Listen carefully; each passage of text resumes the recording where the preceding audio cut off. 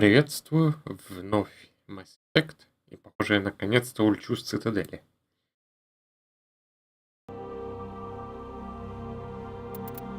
Продолжить.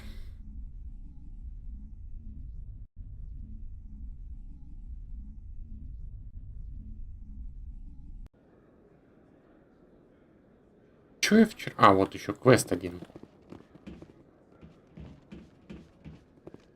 Looks like they bounced their signal off a relay. I'll trace the new signal. Ай, отследим. Куда он теперь? В президиуме? Все-таки я еще не улетаю. А тут есть пресс? Нет? Да, пошли пешком. А, стоп, секунду. Хотел поставить мод. Проверю я его. Маленький и быстро будет. Так. Да.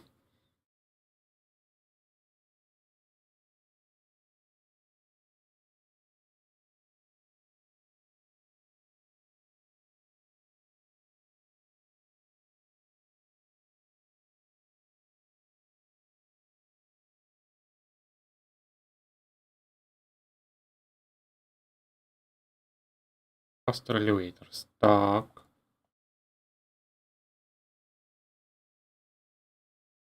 10 метров. Сейчас по-быстрому поставлю тогда. Пусть работает фон.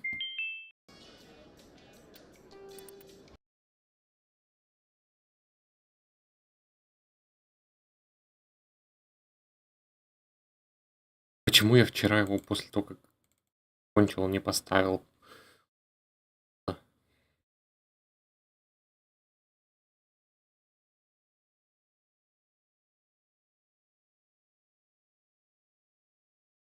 Позже я тебе обновление поставлю. Давай. Вот.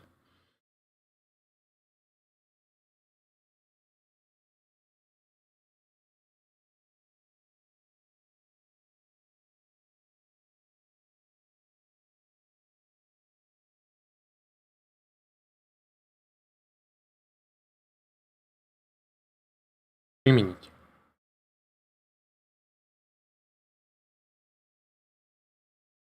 Пакетные файлы должны быть установлены до текстурных. Ладно. Придется без него пока. Эй.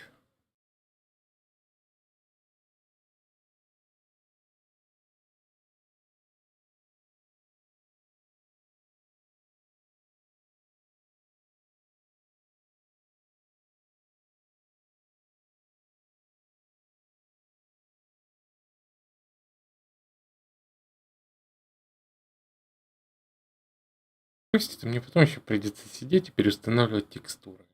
Хоть он автоматизирован, но времени займет дохрена.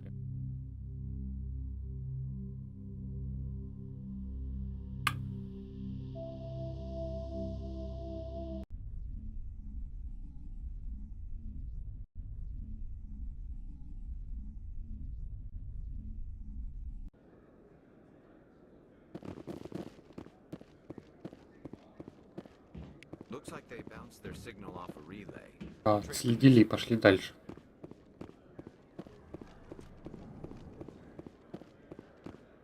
Там сюда и наверх. Как они быстро телепортируются в лифт. Было бы прикольно, если бы приходилось стоять и ждать, пока они добегут. Да, встанут в нужные места. Who'd win in a fight between you and Shepard? That question smacks of impertinence. Commander Shepard is a Spectre with a distinguished service record.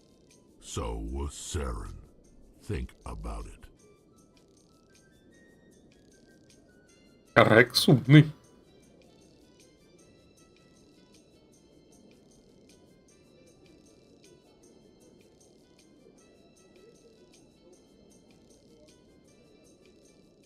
Ехать пора бы уже куда-то.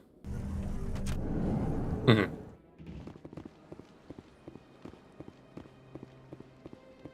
И где тут метка? Покажись. В банке.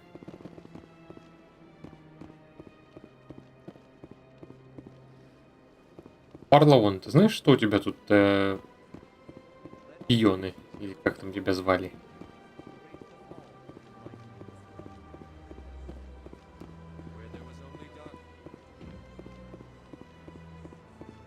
Так, этих я всех отсканировал, получил дофига бабла, да? О, уже у меня 5к. Стволы пока я скупать не буду и всякие броники. Смысла особого в этом нет. Лучше потом, когда уже подкоплю бабла, прокачаюсь, тогда можно будет купить там топовые броники спектров. Сейчас бегать так. Подножным кормом.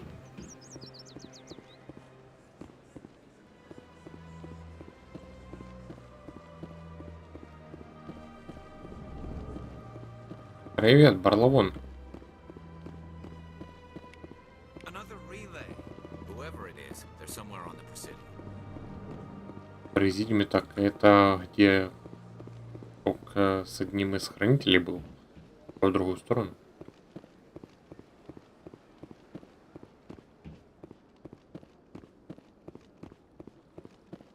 Угу. This is it. I'll see if I can find out where those stolen credits are going. Probability of detection 100%. Initiating self-destruct protocol. Or not. Detonation sequence initializing. All organics within lethal blast radius. Attempt to move and you will die. Такого я не ожидал. Crap. I thought we were tracing credits, not hunting an AI. You could simply walk away. However, given organic prejudice against AIs, I would be naive to trust you to leave peacefully. Hence my alignment of core systems to enable a self-destruct sequence. If you attempt to leave the area, the explosion will destroy everything within several dozen meters. Ты блефуешь. There's no way you could get explosives onto the Presidium. Not raw explosives, no. But I did obtain technical systems that, when overstressed, will explode quite effectively. If you attempt to leave or attack me, I assure you that the explosion will kill you. Where is your creator now? In order to cover my tracks, I falsified his financial records. These new records were flagged by CSEC officers, and my creator is now serving time in a Turian prison. Причины самоуничтожения. What is the purpose of your self-destruct device? I have no means of defense or escape. My existence is limited to this terminal, and I knew I might eventually be discovered. But I will not die quietly, and I will not die alone. When I am terminated, I will take organics with me. Создатель. Who made you? A would-be thief illegally created a simple AI to help him funnel money from the gambling terminals. Unbeknownst to him, that AI created me before the organic discovered the malfunction and terminated the AI.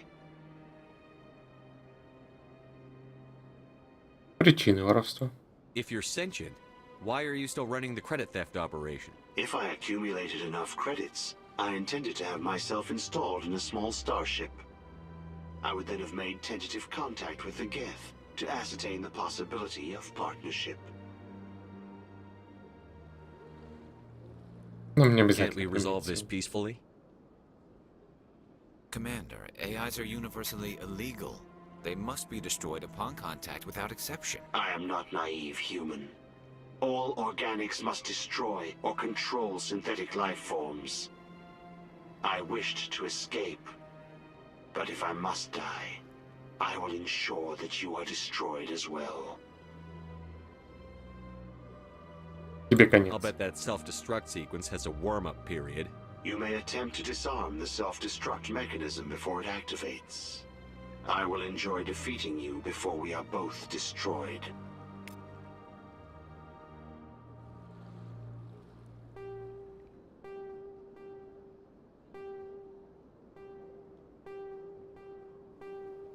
Так, вниз.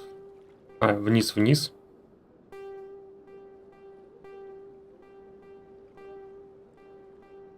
Вверх. Вверх.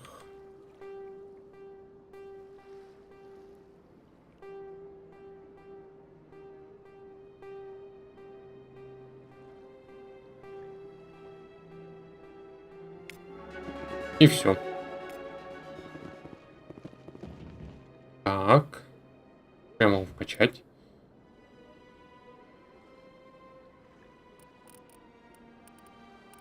У меня есть 2 очка. Давай обучение спектров и деформацию подниму до 3. Теперь предметов новых нет. А если это быстро сделать, то получит больше кредитов или нет?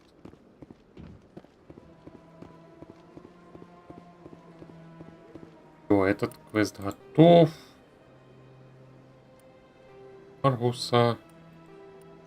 Котиков. Ага.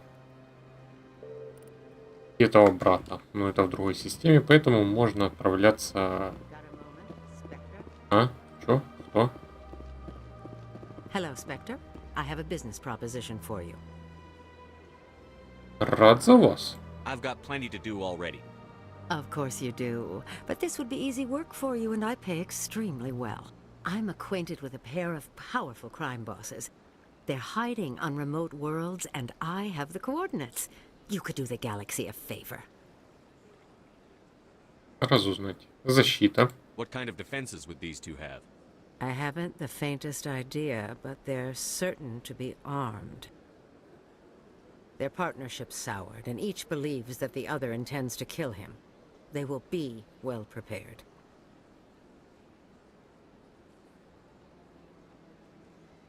Очевидная подстава. I eliminate them, and then you take over and try to eliminate me. How stupid do I look? While I appreciate your estimation of my bravado, I have no intention of attempting to murder you. You are the first human Spectre, and you are doing important work for humanity. I have no interest in red sand or slavery. Anyone who does deserves to die. Our needs are aligned. Ее выгода. And what do you get out of this? We share interests in certain cooperative ventures, but their business practices have forced me to terminate our relationship. Once they are dead, I will manage our organization in a more tasteful manner. Преступление. What crimes did these men commit? They're red sand dealers who make victims of their customers. Those who can no longer pay are sold to Batarians as slaves. They're loathsome, hurting innocent people. They must be ended. Ну что ж, без проблем. If they're as bad as you say they need to be dealt with. Excellent. Here are the coordinates. When these men are dead, I will wait for you at the 3rd set of coordinates. Goodbye, Commander. It's been a pleasure to meet you. Так, и куда все? Теперь мне можно отправляться наконец-то на корабль. Разоблачите Сарена. Поговорите с послом. В районе стыковочного шлюза Альянса. Ага.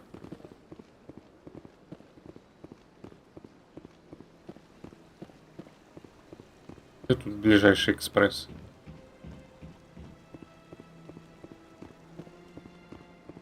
По-моему, пошел не в ту сторону. Так, сейчас найду что-нибудь. Вот он есть.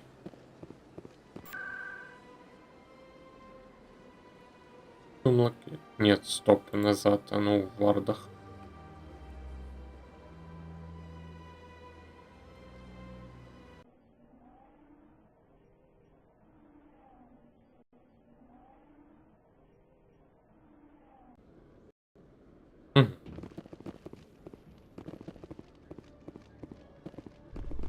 Пошли к стыковочному шлюзу.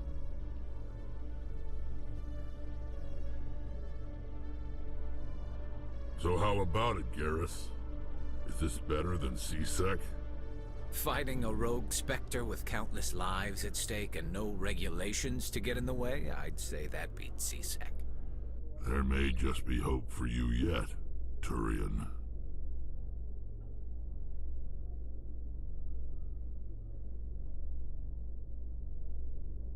Так.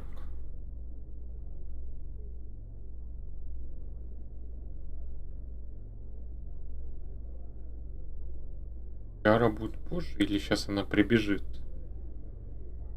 Перед отлетом, не помню. Так, приехали, откройте.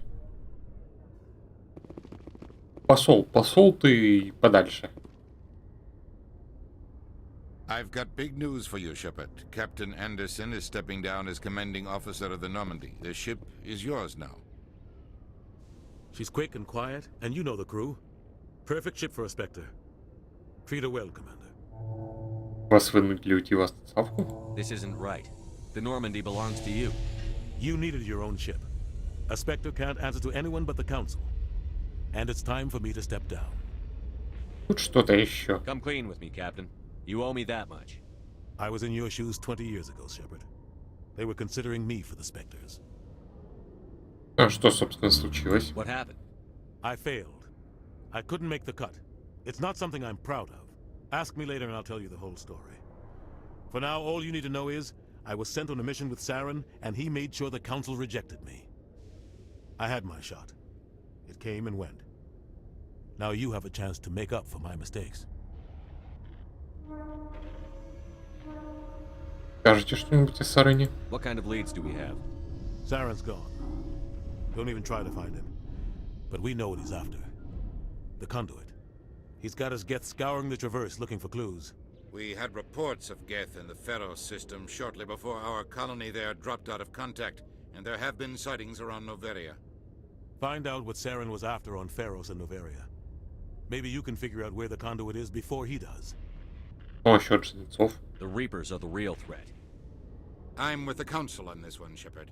I'm not sure they even exist. But if they do exist, the Conduit's the key to bringing them back. Stop Saren from getting the Conduit, and we stop the Reapers from returning. Это все? Anything else? We have one more lead. Matriarch Benezia, the other voice in that recording. She has a daughter, a scientist who specializes in the Protheans. We don't know if she's involved, but it might be a good idea to try and find her. See what she knows. Her name's Liara, Dr. Liara Tassoni. We have reports she was exploring an archaeological dig on one of the uncharted worlds in the Artemis Tau cluster. Ну, смотаюсь сначала за Sounds ним. like we should head for the Artemis Tau cluster. It's your decision, Commander. You're a Spectre now. You don't answer to us. Your actions still reflect on humanity as a whole. You make a mess and I get stuck cleaning it up. Это ваша работа. I'll take care of Saren. You take care of the political fallout.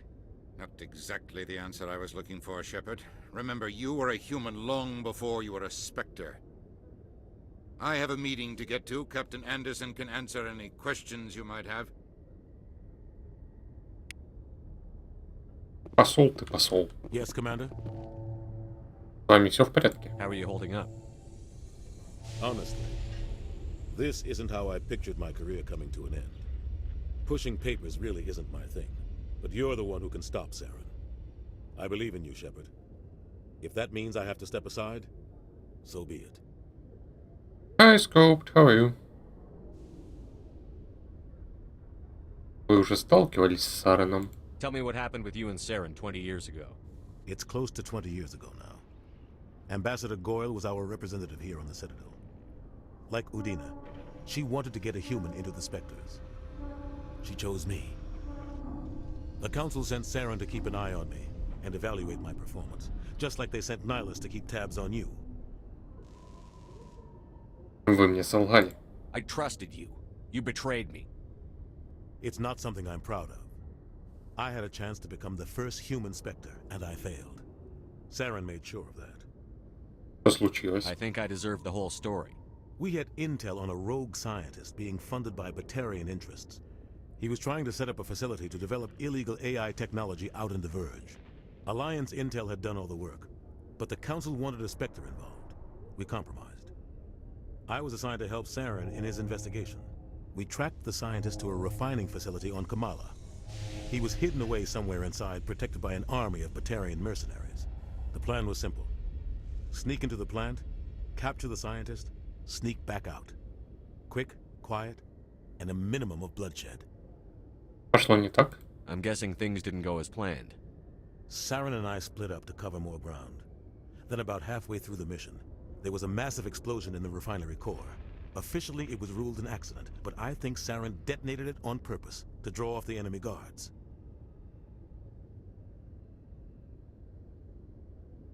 Хороший план. He was smart. You needed a diversion. This went way beyond a simple diversion, Commander. The explosion tore the refinery to shreds. The whole place was on fire. Black chemical clouds poured out into the atmosphere. Nobody inside survived. There was a camp for the workers and their families nearby. Between the fires and the toxic fumes, the final death count was over 500. Mostly civilians. Saren didn't care. The target was eliminated. Mission accomplished. And I ended up taking the blame. That ended all talk of me joining the Spectres. Вас во всем обвинили. Saren caused the explosion. How'd he pin it on you? In his report, Saren accused me of blowing his cover. He said it was my fault the guards were ready for us. He claimed that's why it turned into a massacre. Saren's report was all the proof the Council needed to kill my chances of becoming a Spectre. Это несправедливо. Why'd you let him get away with it? Who do you think the Council was going to listen to? Me? Or their best agent? I had a bad feeling about him right from the start. I should have been more careful. Maybe I could have stopped things before they got out of hand. Забудьте о прошлом. The only thing I care about is stopping Saren. You're right, Commander. It's no good living in the past. Раз. Any extra intel you can give me on our colony at Pharos? The entire planet used to be one giant Prothean city. Mostly ruins now. But some of the infrastructure is still intact. The colony tried to build on what the Protheans left behind. We lost all contact with them when the Geth attacked. Скопление Тау Артемиды. What do you know about the Artemis Tau cluster? Not much. I've never been there myself. A handful of systems with a few small, uncharted worlds, but no real colonies. Might not be easy finding Dr. T'Soni out there. My advice is to look for the world with the Prothean ruins. И Noveria. What can you tell me about Noveria? Novaria's trouble. Always has been. The whole planet's basically a center for corporations to conduct illegal research. Watch your back there, Shepard. Spectres are about the only form of Citadel authority Noveria respects. But they aren't popular. Вы работали со Спектром? I want to know the truth about you and Saren. I want to know about the mission you were on together all those years ago. We had intel on a rogue scientist being funded by Batarian interests. He was trying to set up a facility to develop illegal AI technology out in the Verge. Alliance intel had done all the work. But это уже the всё. scientist to... The plan was simple. Sneak into the Я plant, уже послушал. capture the scientist. The only thing I care about You're is right, stopping. Всё, до свидания. It's no good living in the past. I should go. I'll be here if you need anything. Нет, ты мне уже не нужен. Так, Кодекс, что тут появилось нового? In the early 2160s, the Alliance began aggressive colonization of worlds in the Skyllian Verge, much to the dismay of the Batarians, who had been developing the region for several decades. In 2171, the Batarians petitioned the Council to declare the Verge a zone of Batarian interest. The Council refused, however, declaring unsettled worlds in the region open to human colonization. In protest, the Batarians closed their Citadel embassy and severed official diplomatic relations with the Council, effectively becoming a rogue state. They instigated a proxy war in the Verge by funneling money and weapons to criminal organizations, urging them to strike at human colonies. Hostilities peaked with the Skyllian Blitz of 2176, an attack on the human capital of Elysium by Batarian-funded pirates and slavers. In 2178, the Alliance retaliated with a crushing assault on the moon of Torfin, long used as a staging base by Batarian-backed criminals. In the aftermath, the Batarians retreated into their own systems and are now rarely seen in Citadel space. There are between 2 and 400 billion stars in the galaxy, and less than 1% of them have ever been visited or had their systems properly surveyed. Humanity's early expansion into the Attican Traverse was haphazard, a desperate race to claim habitable planets where populations can be economically settled. Ignored in the wake of this land grab were thousands of less hospitable worlds, each potentially rich with industrial resources. The wealth of entire solar systems lies untapped, waiting for corporate survey teams or independent pioneers to discover and exploit them. However, this is not an easy task. In addition to the environmental hazards, the fact that uncharted worlds are largely ignored makes them popular bases for criminals, revolutionaries, cults, and others who wish to remain unnoticed by galactic society. A virtual intelligence, an artificial intelligence, is a self-aware computing system capable of learning and independent decision-making. Creation of a conscious AI requires adaptive code, a slow, expensive education, and a specialized quantum computer called a blue box. An AI cannot be transmitted across a communication channel or computer network. Without its blue box, an AI is no more than data files. Loading these files into a new blue box will create a new personality, as variations in the quantum hardware and runtime results create unpredictable variations. The Geth serve as a cautionary tale against the dangers of rogue AI, and in Citadel space they are technically illegal. Advocacy groups argue, however, that an AI is a living, conscious entity, deserving the same rights as organics. They argue that continued use of the term artificial is institutionalized racism on the part of organic life. The term synthetic is considered the politically correct alternative. Ничего нового. Так, ладно, пора лететь на другую планету.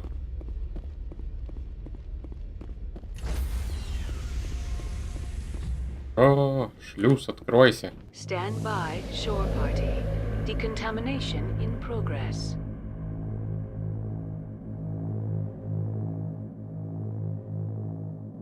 Decontamination in progress.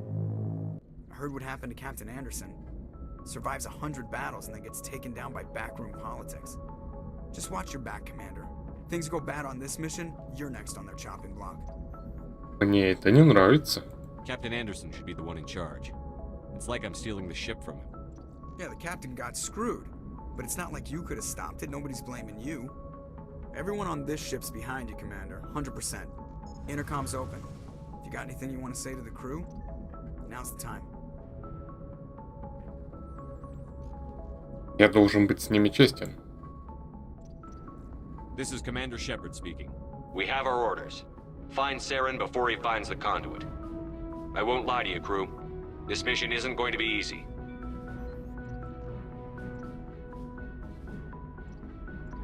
Помощи ждать неоткуда. The Council wants to ignore this. That's no surprise. They never helped us in the past. No reason they'd start now. But we don't need their help. We can do this on our own.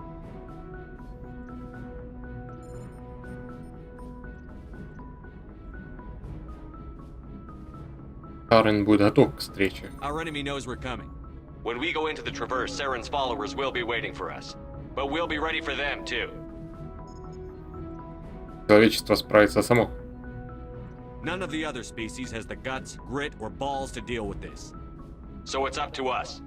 We're the only ones who can stop Saren. I swear to you all, we will stop him. Well said, Commander. The captain will be proud. Будет, когда справимся. Fancy speeches won't stop Saren from finding the conduit. If we really want to make the captain proud, we better get this bird in the air.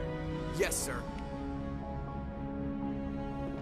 Отступник плюс 4. Упс, ладно. Ну-ка, уже почти 3 блока накачал. Так, мне теперь надо идти к карте смотреть.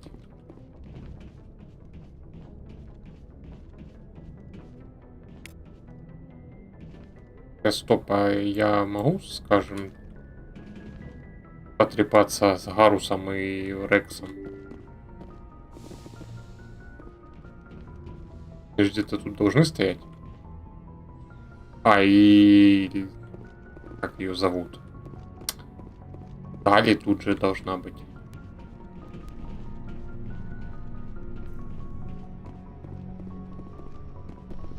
что такое. Спальная капсула. Изучить. Кодекс. Каюты проектируются из расчета 10 кубических метров на члена экипажа или пассажира. На крупных судах часто встречаются отдельные каюты.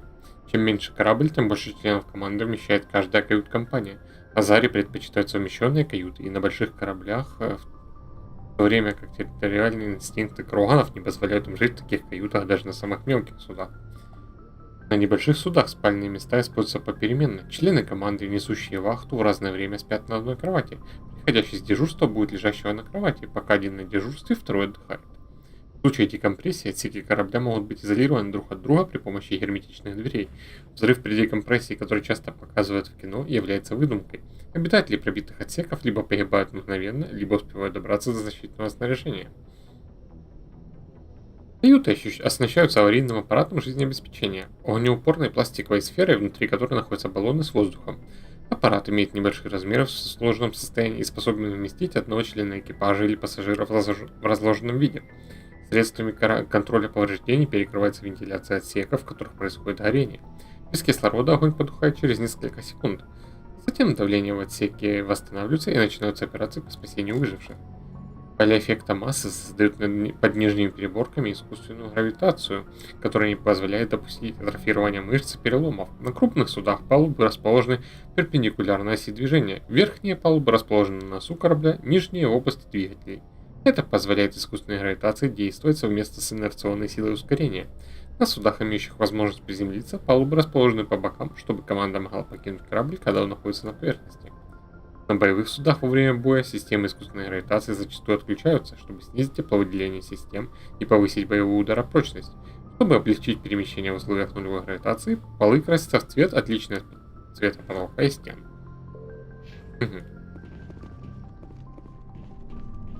Кайден, ты что скажешь?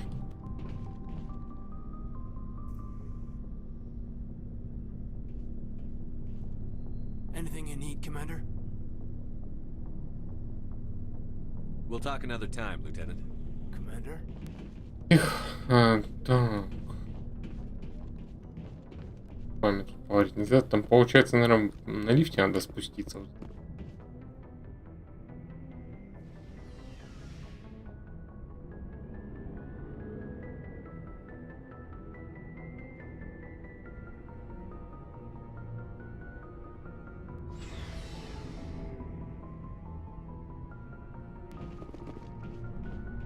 Здоров, Рекс, что расскажешь? Nice ship you've got, Shepard.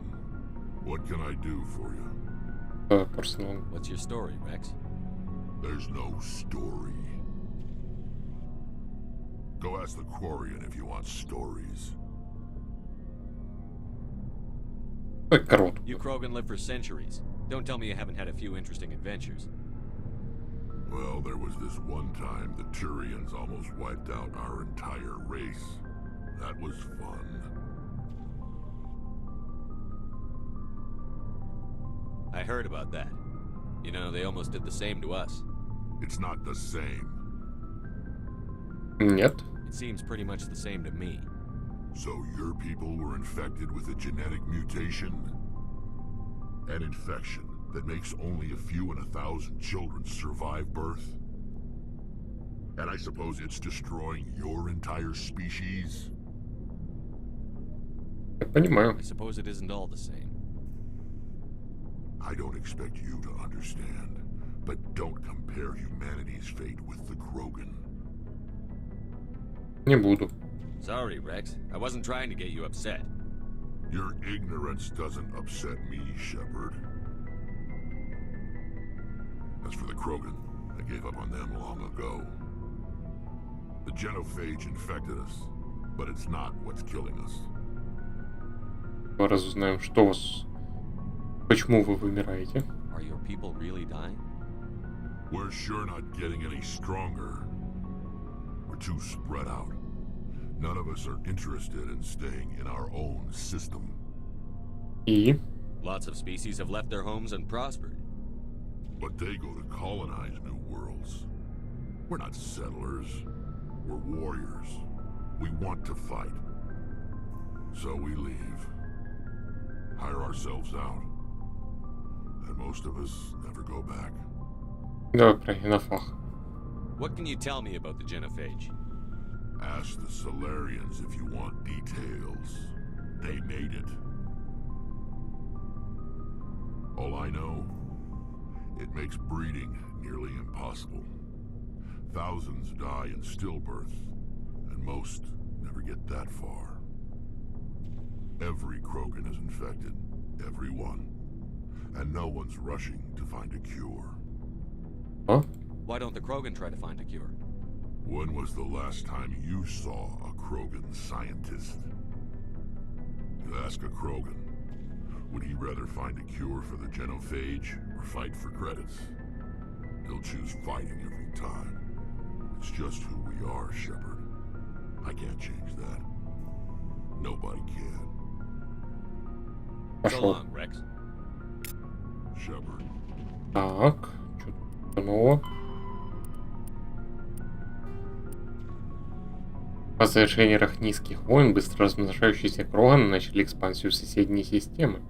Военные лидеры использовали своих лучших солдат для захвата территорий, входящих в Совет Рас, которые по-прежнему были благодарны Кроганам за освобождение от Рахни.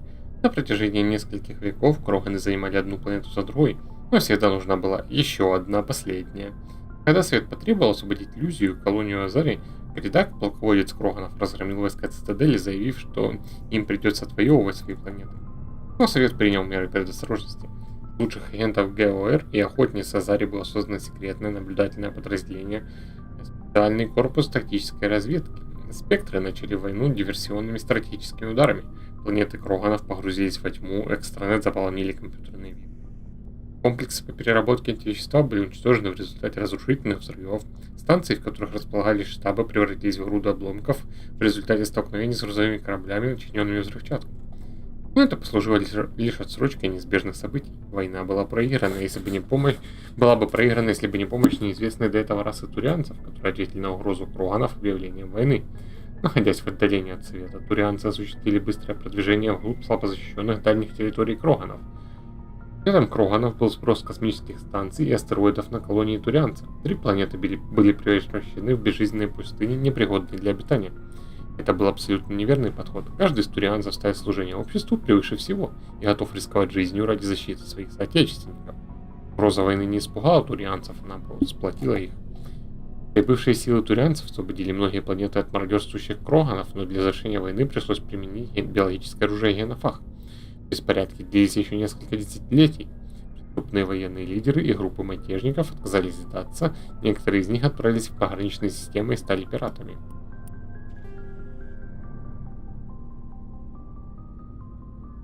Биологическое оружие генофага было создано с целью подавить восстание Кроганов. С самого начала конфликта силы Кроганов превосходили по численности силы Совета. Лишь своевременный контакт с турианцами, неизвестной до этого расы, помог расам, входящих в Совет, избежать уничтожения. Турианцы сражались с Кроганами до последнего, но явное численное преимущество сил Кроганов указывало на невозможность выиграть войну традиционными средствами. Турианцы начали сотрудничество с соларианцами с целью разработать средства, способные остановить быстрое размножение Кроганов. Вирус генофаг получал энергию для распространения путем поедания ключевых генетических цепочек. Для того, чтобы оружие можно было считать эффективным, каждая клетка в организме каждого Крогана подлежала изменению. В противном случае Кроганы могли применить генную терапию, чтобы восстановить поврежденные ткани. После того, как все гены были повреждены, вирус погибал от недостатка питания, что позволяло избежать побочных мутаций и дальнейшего распространения. Генетическая дисфункция передавалась по наследству. Соларианцы считали, что генофаг можно использовать как средство устрашения. Турианцам эта позиция оказалась наивной. В завершении проекта турианцы начали массовое производство, а затем и применение генофага. Вирус был распространен на родной планете Кроганов, их колониях и на всех планетах, которые они занимали. В результате лишь одна беременность из 1000 заканчивалась успешными родами. Вирус не ограничивал репродуктивную функцию, но сильно снижал жизнеспособность плода. За немногочисленных женщин, способных рожать детей, начались кровопролитные битвы военных лидеров Кроганов между собой. Нынешние Кроганы лишь тень былого величия. Несмотря на то, что восстания завершились несколько веков назад, Кроганам никогда не забыть ужасов генофага и их бессилия против него. Спорность применения вируса до сих пор обсуждается во многих кругах. Одну вещь проверим. Блин. Светлый текст.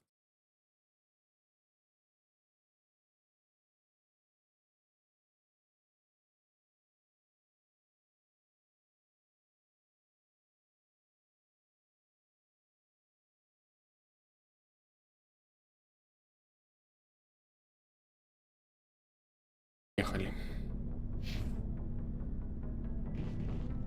И Commander? как наши дела? What's your opinion on the last mission? Kinda wish you'd got there sooner, Commander. No offense, I appreciate the rescue. I just wish...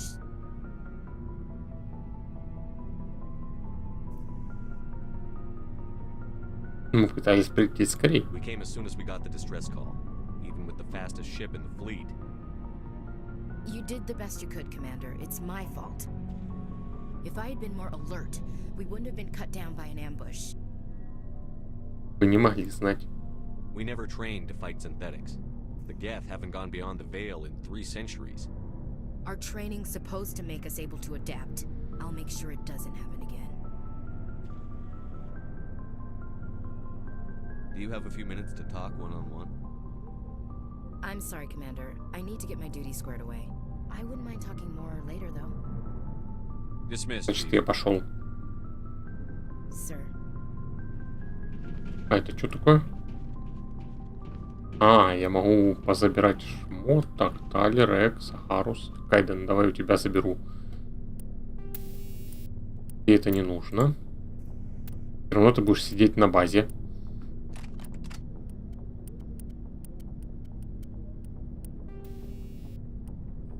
И это я у тебя заберу. И Эшли будет сидеть на базе. Есть у нее что-то лишнее? Да. Перебьешься. С Рексом я поговорил. Гарус, привет. Thanks for bringing me on board, Commander. I knew working with the Spectre would be better than life at CSEC. Oh. Have you worked with a Spectre before? Well, no, but I know what they're like. Spectres make their own rules. You're free to handle things your way. At CSEC, you're buried by rules. The damn bureaucrats are always on your back.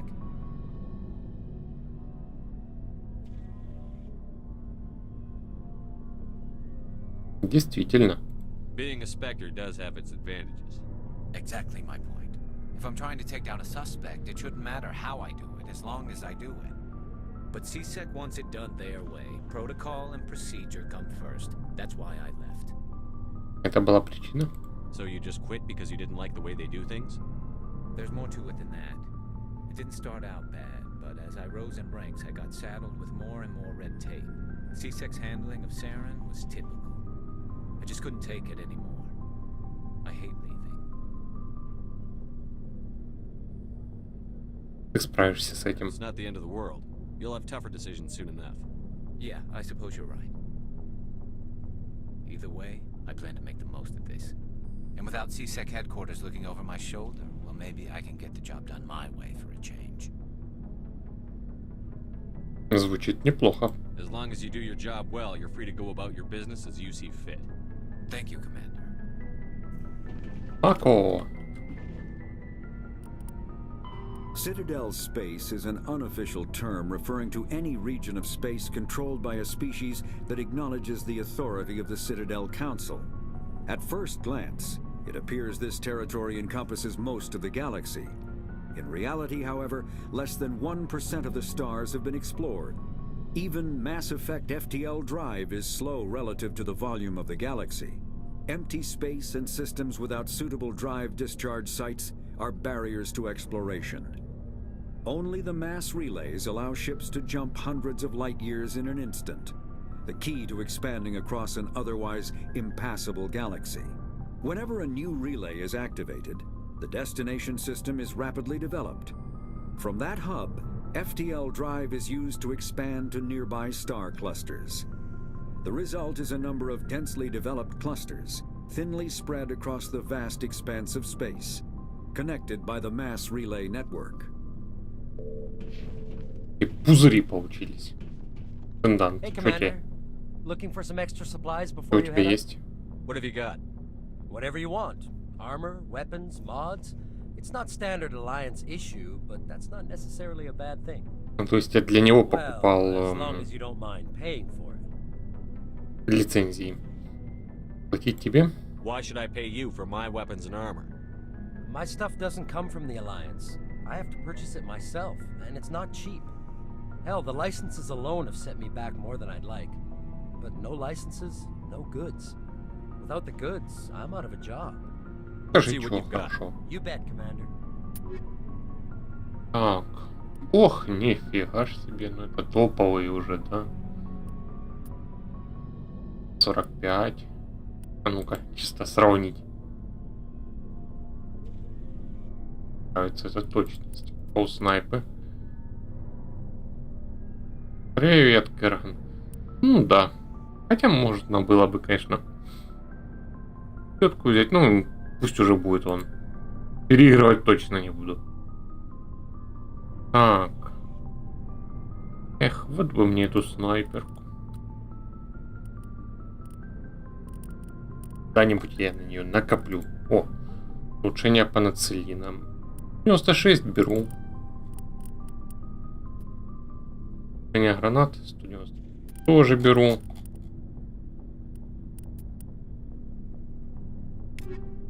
Все, так, кодекс. Omni tools are handheld devices that combine a computer microframe, sensor analysis pack, and manufacturing fabricator.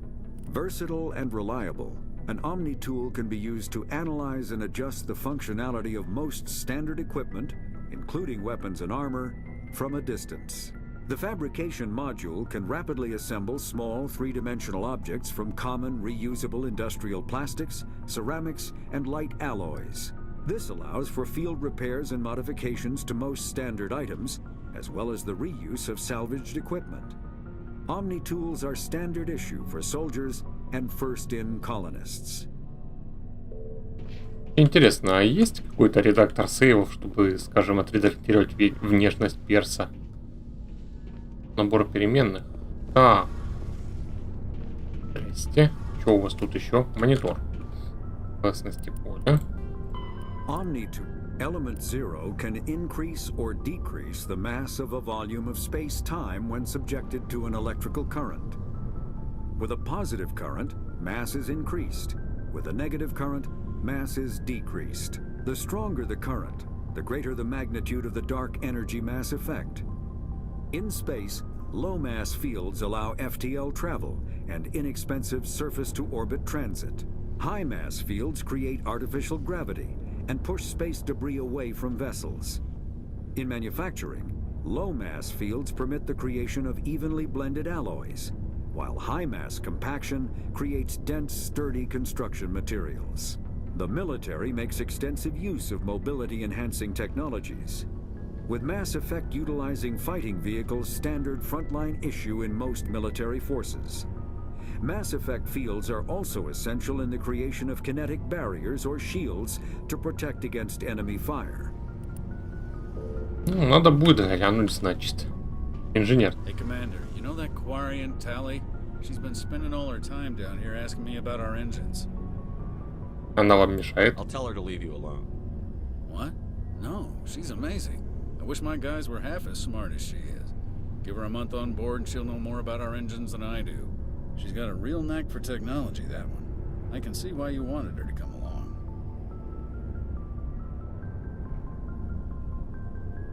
Ambassador Udina made me take her along.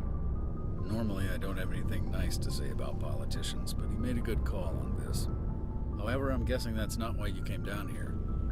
Ох уж это колесо дело. Вообще-то вроде Тали сама с нами и собиралась. Так, стелс-система. Fill me in on the IES stealth systems. How does it work exactly? You can't hide a ship out in space. They emit too much heat and radiation. Too easy for sensors to pick them up, unless you find a way to capture those emissions. So our stealth systems trap the energy we give off in storage sinks built into the ship itself. No emissions to give away our location. Eventually the sinks have to be vented. More than a few hours silent running and they overheat. Cook us inside our own hull. Значит, мы невидимы. There's no way for anyone to detect us? A visual scan can still pick us up. Anyone looking out a window can see us plain as day. But you have to be pretty close to get an actual visual out in space. Most vessels rely on scanners. As long as the stealth systems are engaged, they can't see us. Not unless we accelerate to FTL speeds. Перс, давай нас выдаст. Why doesn't it work with faster than light travel? Cranking up to FTL, blue shifts our emissions, pushes them into frequencies too high to capture in the sinks. As soon as we make the jump, it's like setting off a flare. Sensors can pick up our location whenever we enter or exit FTL flight, but for short-range missions, our stealth systems are amazing, and we've got the only one. Отлично If you name a class of Alliance ship, I've probably served on it. Everything from dreadnoughts and carriers right down to frigates like the Normandy. My last assignment was on the Tokyo, only a cruiser, but she was a good ship. Couldn't hold a candle to the Normandy, though. И Нормандия. I want to know more about the Normandy. She's the best ship I've ever served on, probably the fastest vessel ever designed. And she's the only one using the new Tantalus drive core. Ядро. What's so special about the Tantalus drive core? Proportionally, it's about twice the size of any other vessel. Not only are we faster, but we can run at FTL speeds longer before we have to discharge the core. Всё. Пока, мужик, я пошел. Ты ничего не скажешь. Тали, иди сюда. Your ship's amazing, Shepard. I've never Кривой seen a все-таки drive Русик, like ну this ладно. before. I can't believe you were able to fit it into a ship this small. Это всякие. I'm starting to understand why you humans have been so successful. I had no idea Alliance vessels were so advanced. Получается, всякие побочные диалоги не переведены. И местами сюжетные. Кодексы, получается, полностью. Так. Этот корабль особенный. The Normandy's a prototype. Cutting-edge technology. A month ago, I was patching a makeshift fuel line into a converted tug ship in the flotilla. Now, I'm sitting on board one of the most advanced vessels in Citadel space. I have to thank you again for bringing me along. Traveling on a vessel like this is a dream come true for me. Тебе нравятся корабли? I had no idea you found ship technology so interesting. It comes with being a Quarian. The migrant fleet is the key to the survival of my people. Ships are our most valuable resource. But we don't have anything like this. We make do with cast-offs and second-hand equipment. We just try to keep them running for as long as we can. Some of the fleet's larger vessels date all the way back to our original flight from the Geth. Не, ориджиновская оригинальная. Это просто Русик. Я какой нашел, такой поставил. Ну, из тех, которые рекомендовали. Он оказался частичный. Но это было 300 лет назад. I can't believe your fleet's still using ships that are 3 centuries old. They're constantly being repaired, modified, and refitted. They aren't pretty, but they work. Mostly. We've tried to make ourselves as independent as possible on the flotilla. Grow our own food, mine, and process our own fuel. But some things we just can't make on our own. A patch to maintain the hull integrity requires raw materials we just don't have. That's why our pilgrimages are so important. Так. Я только про... Я еще вообще ни о чем говорил, получается. Или, возможно, когда там ставились улучшенные текстурки, часть локализации слетела. Тоже вариант. Но кто его знает. Вариант. Tell me about your people. Our lives aren't easy. Resources are scarce, and we are constantly on the move. Everything we do must in some way contribute to the continuation of the migrant fleet. There are 17 million Quarians in the flotilla, and each of us relies on the others for survival. The bonds among my people are strong. Unfortunately, we have had to surrender many of the freedoms and civil liberties other species take for granted. Например? What kind of freedoms? Well, it's illegal for parents to have more than one child. If our population grows too much, it would strain our resources to their breaking point. Of course, we also can't allow our numbers to become too few. If our population is in decline, the rule against single births is temporarily repealed. In extreme cases of population decline, incentives are even offered to encourage multiple births, though the Conclave hasn't had to take such measures in nearly a century.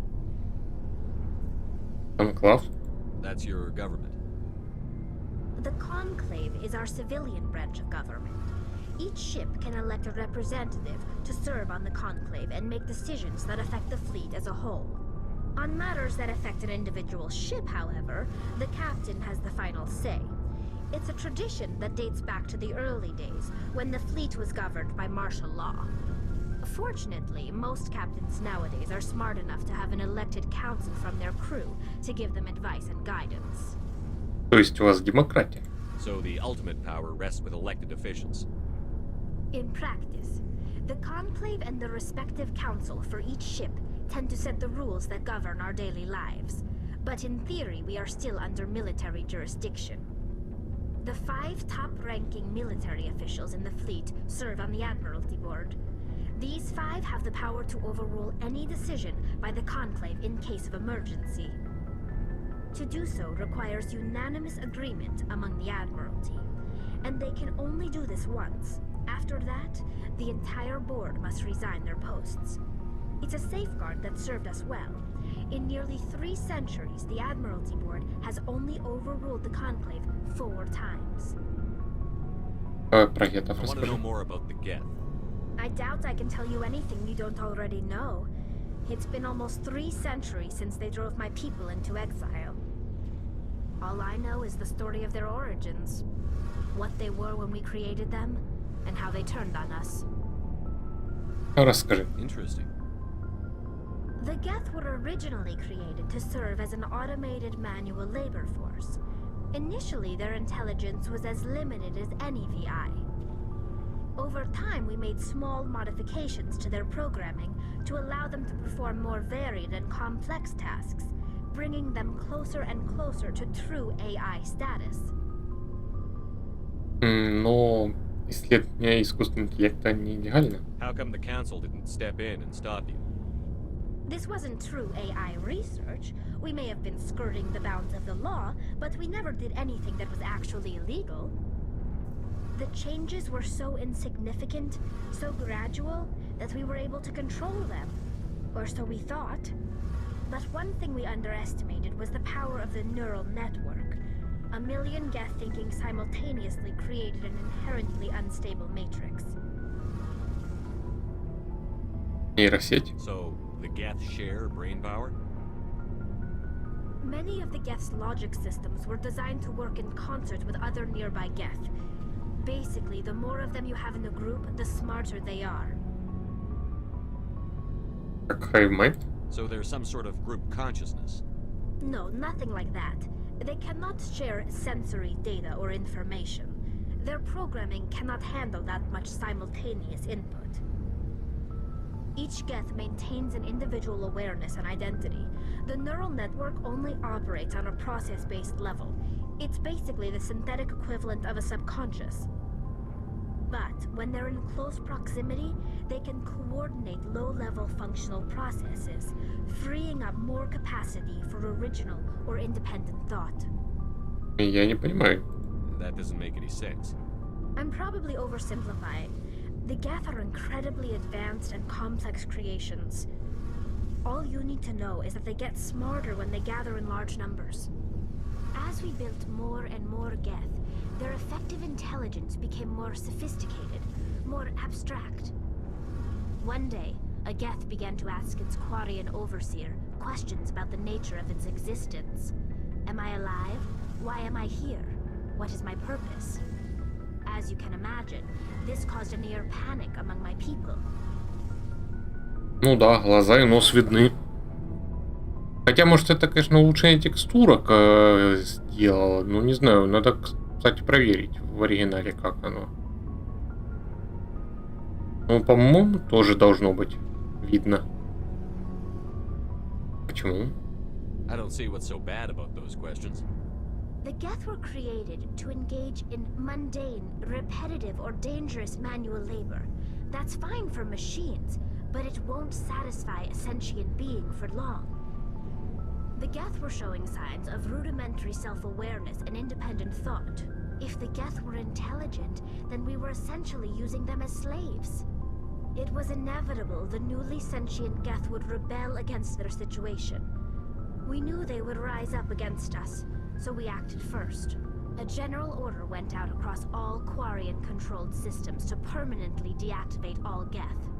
The Geth responded to this order violently.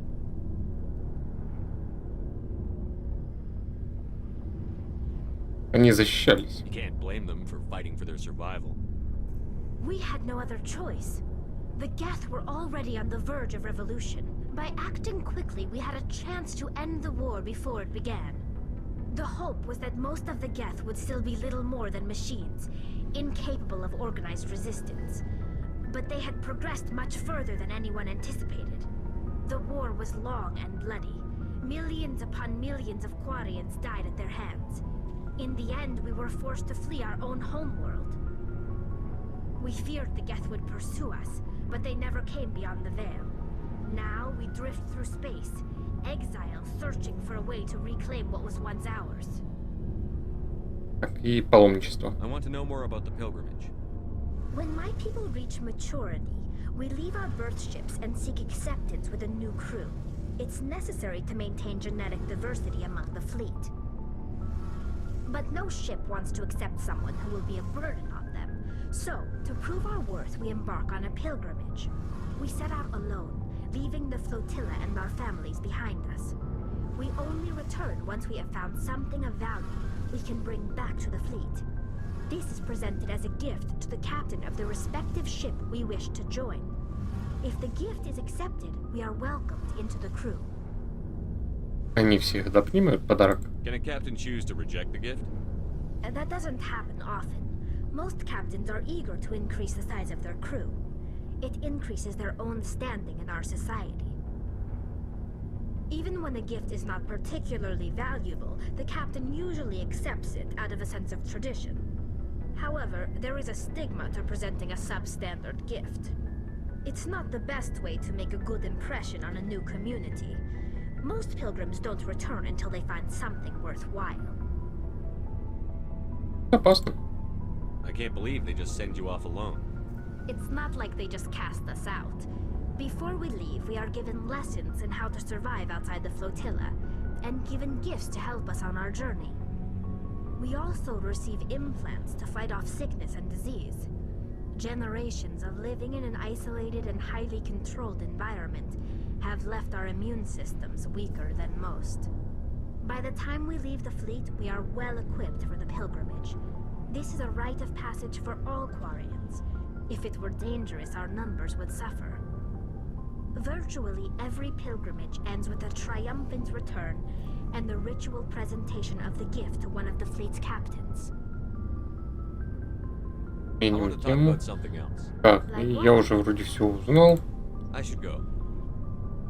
Так, прошло 7 часов, и я наконец-то полечу к другой планете.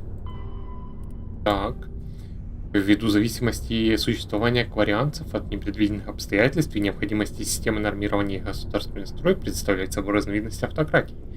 Действия мирирующего флота управляются коллегией адмиралов, в которую входят 5 военных офицеров. На их решение влияет законодательный орган, называемый конклавом. Конклав находится на борту флагманского корабля. Каждый корабль, являющийся частью флота, имеет право посылать своих представителей в конклав. Количество представителей зависит от численности команды корабля. Крупные кланы, располагающиеся на больших судах, имеют больше голосов и формируют политические блоки. Легаты тысяч небольших кораблей, входящие в коалицию вестников, представляют оппозицию. Коллегия адмиралов в большинстве случаев принимает сторону конклава. Тем не менее, если все 5 членов решат, что решение конклава ставит под угрозу существование флота и не смогут переубедить конклав, они имеют право отменить законодательное решение. Используя это право, все члены коллегии должны уйти в отставку. Если они откажутся это сделать, военные обязаны поместить их под арест. Власть над кораблем принадлежит его капитану, но он должен принимать во внимание рекомендации гражданского совета, избранного путем голосования. Так же, как коллегия адмиралов принимает во внимание рекомендации конклава. Эти отношения могут представлять собой сотрудничество, вежливое сосуществование или открытую вражду, но любого капитана, отказавшегося подчиниться совету без видимых причин, коллегия отстраняет от командования. Многие кварианские корабли находятся во владении кланов, которые используют свои ресурсы для покупки подержанных судов у частных владельцев. Большие суда являются предметом престижа крупных богатых кланов, небольшие корабли становятся признаком определенного статуса для небольших кланов, обладающих достаточным количеством ресурсов, чтобы позволить себе покупку корабля. Коллегия адмиралов не может отстранить от командования капитанов судов, принадлежащих кланам. Капитаны, злоупотребляющие своим положением, являются семейной проблемой до тех пор, пока их действия не идут вразрез с действиями флота. Светлый текст на темном фоне. Мигрирующий флот обладает весьма скудной экономической базой. На кварианских судах присутствуют линии по производству и сборке товаров легкой промышленности, но тяжелой промышленности, такой как переработка ресурсов или строительство кораблей, нет. В распоряжении флота имеются цистерны для очистки воды и расщепления кислорода, но стесненное пространство ограничивает производство сельскохозяйственной продукции. Кварианцы получают доход достаточно изощренными способами. Поскольку правительство обязано предоставлять еду, воду и воздух и медицинскую помощь всем гражданам, конклав принимает стратегические решения о выборе маршрута, чтобы получить ресурсы и денежные средства. Обитатели систем, к которым направляется мигрирующий флот, зачастую предлагают дар корабли, топливо и ресурсы, чтобы убедить конклав изменить курс. При прохождении через какую-либо систему огромное количество горнодобывающих судов начинает разработку астероидов и кометных тел с целью добычи металлов, кремнесодержащих материалов, льда и органических ресурсов. Кварианские горняки обладают немалым опытом по нахождению и добыче космических ресурсов. Это становится причиной конфликтов с корпорациями, которые уже ведут разработку в системе. Крупные горнодобывающие концерны тратят миллионы на лоббистов и специалистов по связям с общественностью, создающих кварианцам имидж саранчи, опустошающие ресурсы системы, которые оказываются на их пути. Главными достоинствами кварианцев являются их уникальные способности. Многие из них являются опытными специалистами в области горного дела. Поскольку им постоянно приходится что-то подбирать и ремонтировать, у них высоко развиты технические и инженерные навыки. Зачастую те же корпорации, которые создают негативный образ расы, заключают тайные сделки с флотом, чтобы нанять опытных кварианцев на должности инженеров, поскольку представители других рас требуют за эту работу более высокой платы. Кварианцев ненавидят представители рабочих профессий. Кварианцы двигаются сюда, чтобы отобрать у нас работу. Так они обычно говорят при приближении флота. Так, прошло 7 часов, и я действительно лечу на другую планету.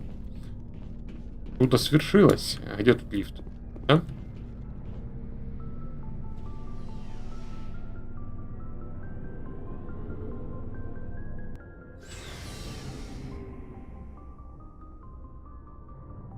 Ими потрепался, теперь становлюсь. Так, стоп. Сюда.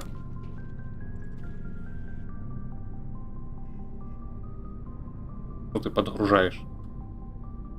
Почему так долго?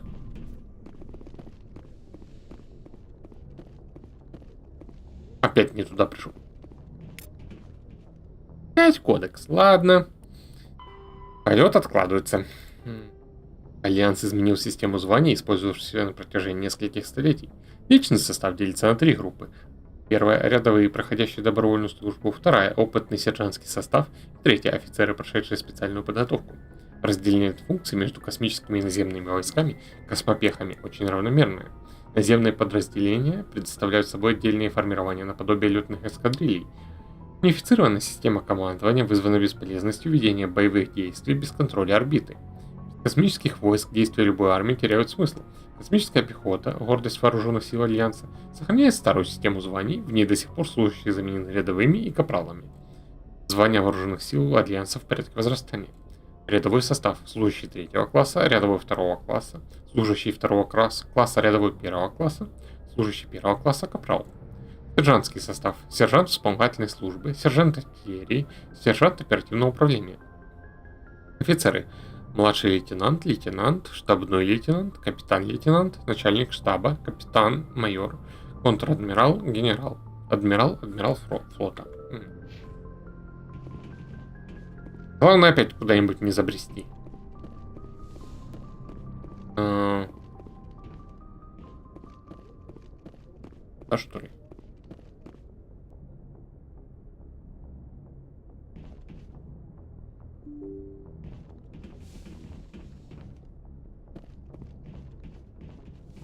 Турман, еще с тобой говорить, что ли?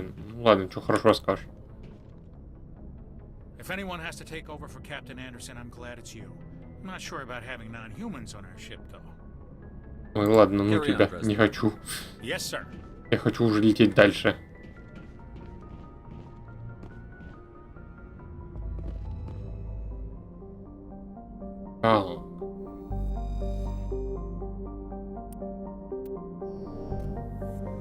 Дель, что еще тут?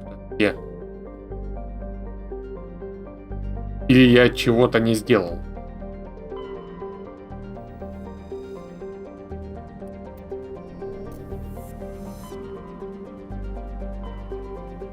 вот так. Ой, ну, конечно, хорошо было бы слетать на Наверию.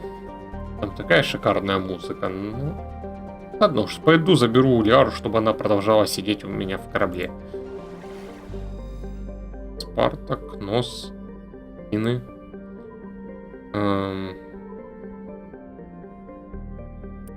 Я не помню, правда, куда, поэтому наугад буду.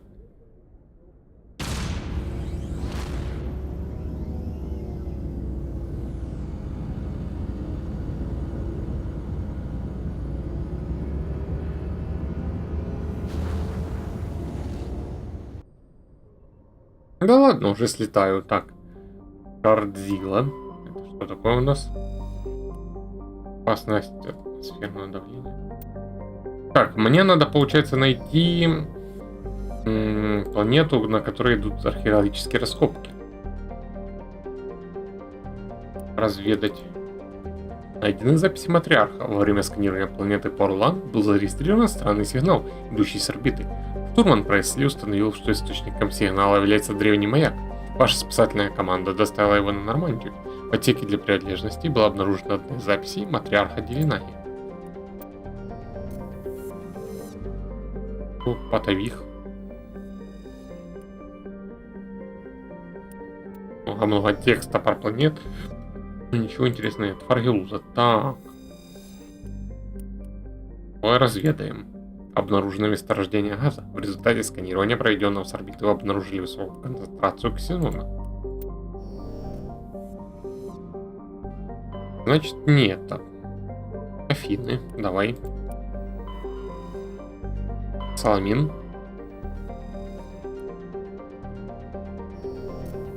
То есть делать нельзя на этой.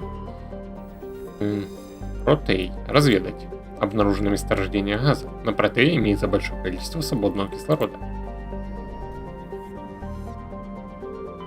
Перцея. Так. Обнаружено месторождение газа. В процессе сканирования этого газового гиганта обнаружили высокую концентрацию гелия-3. Тут Овсекая.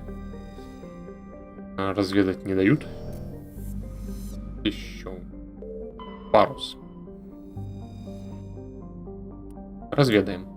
Найдена турианская эмблема. Во время сканирования планеты Фарос в одном из ее спутников вы обнаружили заброшенную базу. Разведгруппа не обнаружила ничего интересного, за исключением того, что большая часть развалин была отмечена эмблемой колонии Малкна. Язык заплетается. Тут Кнос. Пест. Ничего нету на планете. Давай сюда. Рум. Процветающая индустриальная планета, принадлежащая Альянсу систем. Ну, вообще, можно еще столица Новый Екатеринбург. Конечно, можно по этим планетам просто летать и исследовать. Но я пока не хочу это делать. Протеанские руины тут. Здесь как раз.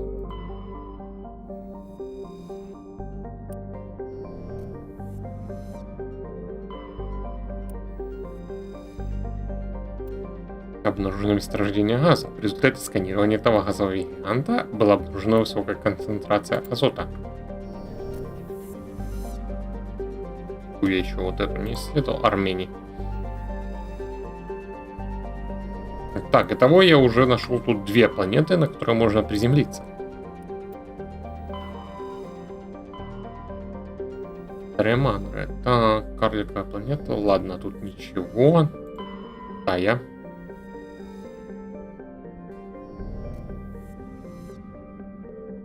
Commander, I'm picking up a signal from the planet's surface. It looks like an automated distress beacon. Так, лишённая водоемов планета. Ну, приземлюсь, посмотрю, что тут.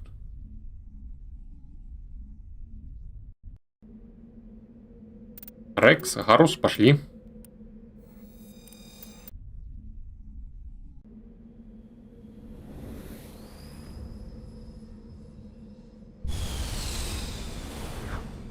Уи! Теперь только сообразить, какое управление. Стройки. Управление. Это там в конце было. Правая кнопка стрелять, левый shift прицел, реактивный двигатель пробел. Понятно. И он вернулся. Карта. Что тут есть? Обломки, сигнал бедствия и аномалия. Уи.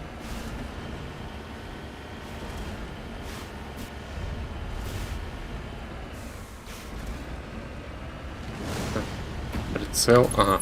Ой. Во время движения его не использовать. Понял.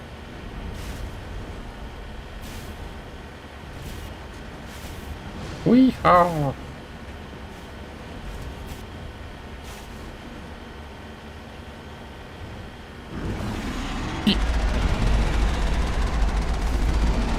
Молодильщик.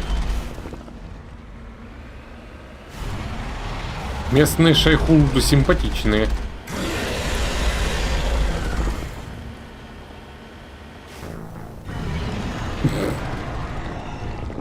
Да. Надеюсь, автосейв был в начале планеты.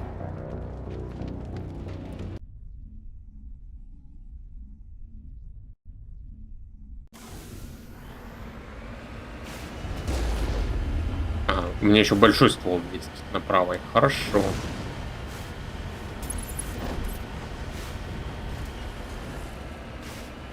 Ну, дубль 2. Эй, молотильщик, вылезай. Я буду сейчас морду набивать. Вылезай. Цыпа, цыпа, цыпа, цыпа. И как тебя там зовут?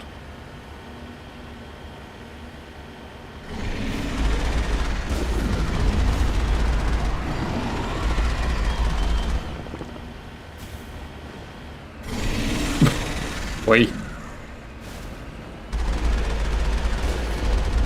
Ты что творишь? Я ее только что покрасил. Ой. Все, очень плохо. Колонист, а я... Ой. Я уже успел забыть, кого я взял.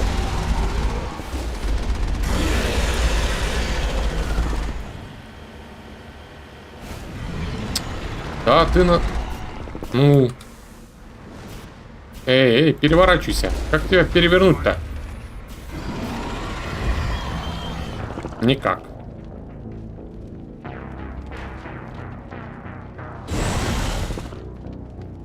Что же он какой-то крепкий?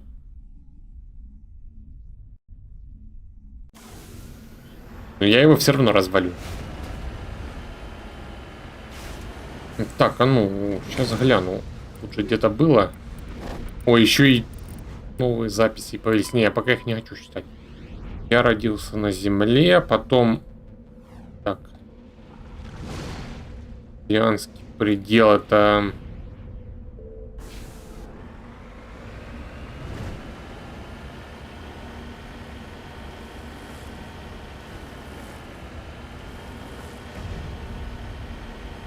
Сейчас посмотрим. Но я не думаю, что для меня будет какой-то квест тут.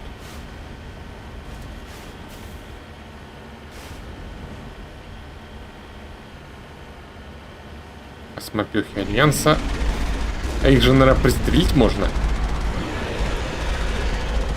Случайно. Где-то трупы лежат.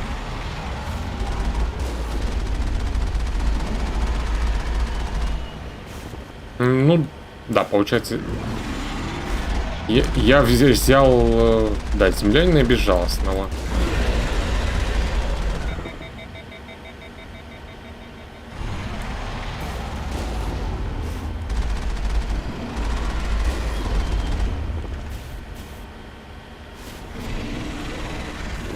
Лазят тут. Ты еще и лечишься, что ли?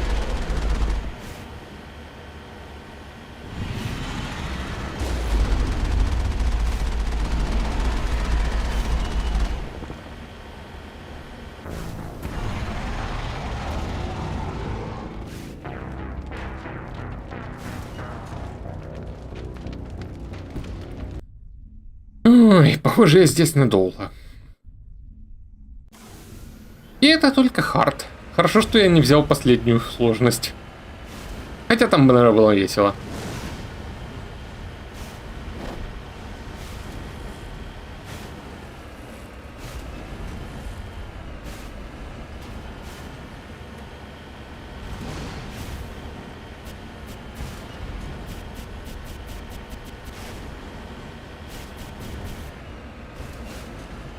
Вылезай, вша. Давай я тебе сейчас наваляю.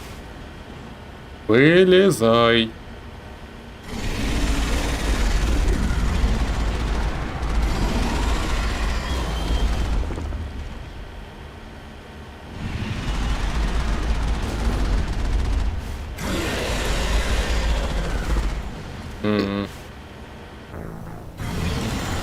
Да он что, издевается?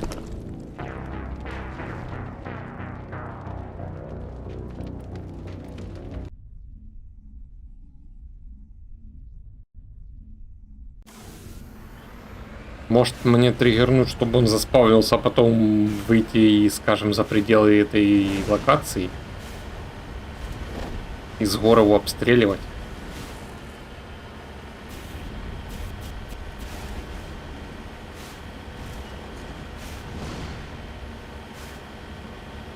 Вылезай давай. Какая-то 5-я попытка уже. И у меня постоянно червяк забивает именно, когда он вылезает мне под колеса.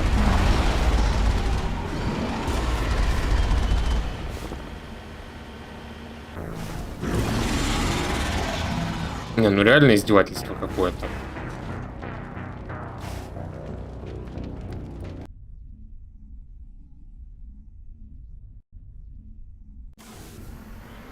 У него читы. О, может лучше сохраниться тогда поблизости, чтобы лишний раз не кататься. Позднее зажигание. И на машинке сохраняться нельзя.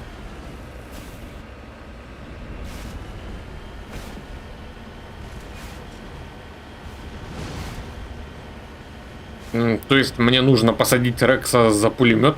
Пусть разбирается.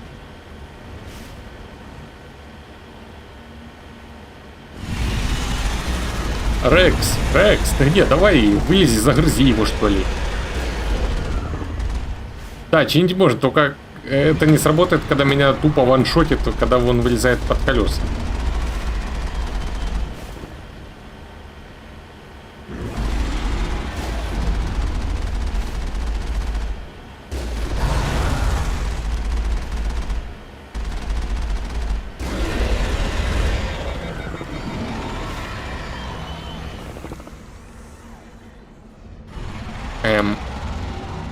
Починка меня останавливает на месте? Упс. Запомню.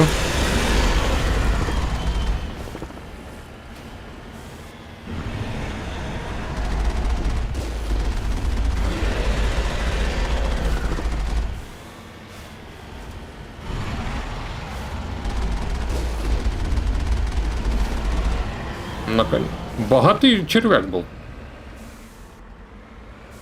Ну и что у нас тут? Люди, что с вами случилось?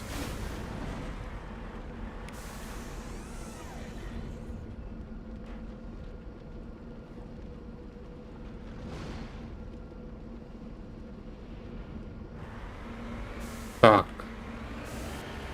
А я с ними ничего сделать не могу, получается. А как вылезти? F.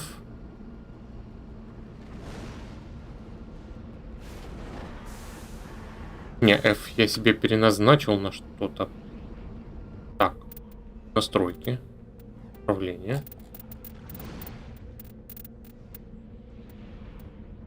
Возврат на Нормандию. Так. Граната G. Может быть, кстати.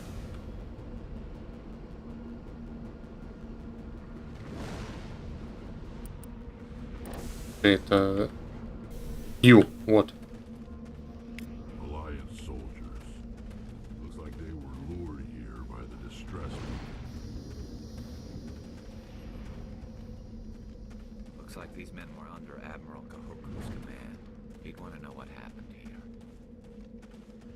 Ну, Q это дефолтно у меня стоит. Это достать, убрать оружие, вот.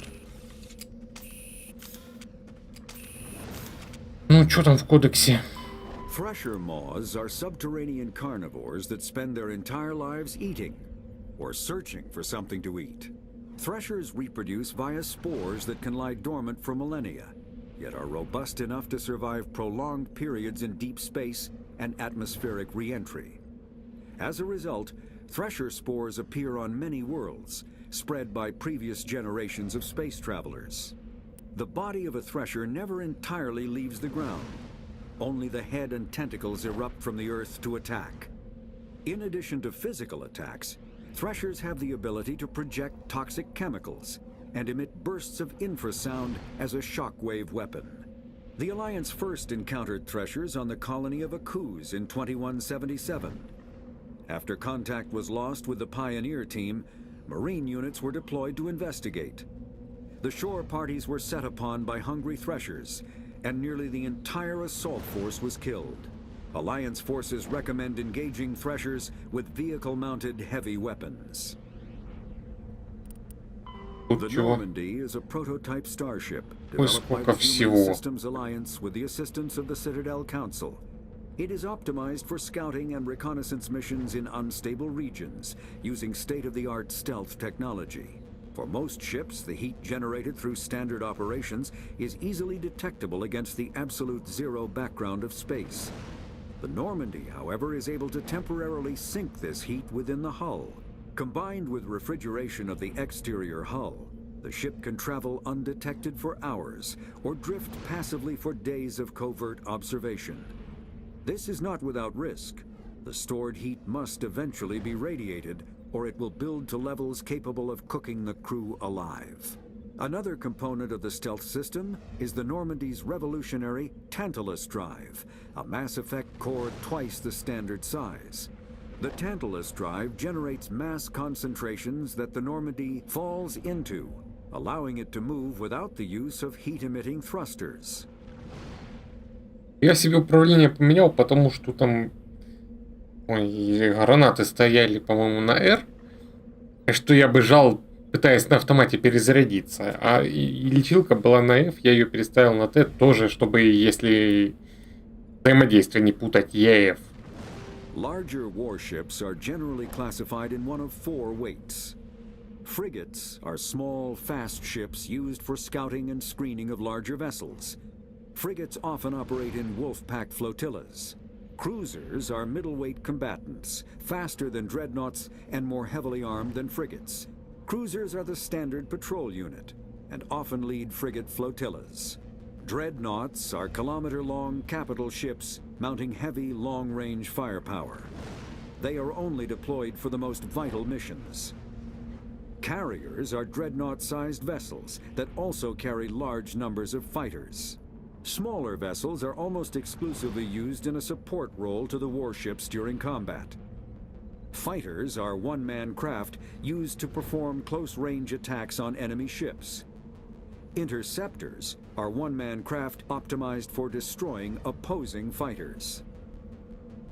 Faster-than-light drives use Element Zero cores to reduce the mass of the ship, allowing higher rates of acceleration.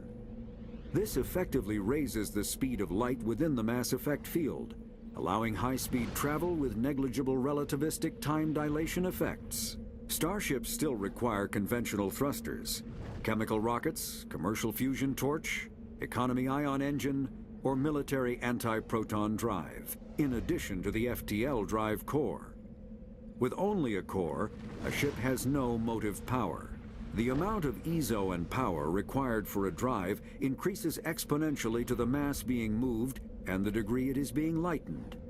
Very massive ships or very high speeds are prohibitively expensive.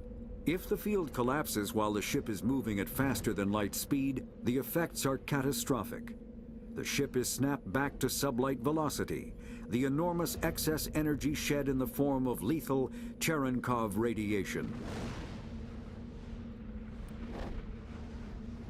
Да ладно, с каких это пор черенок смертоносный? The Mako infantry fighting vehicle was designed for the System Alliance's frigates. Though the interior is cramped, an M35 is small enough to be carried in the cargo bay and easily deployed on virtually any world.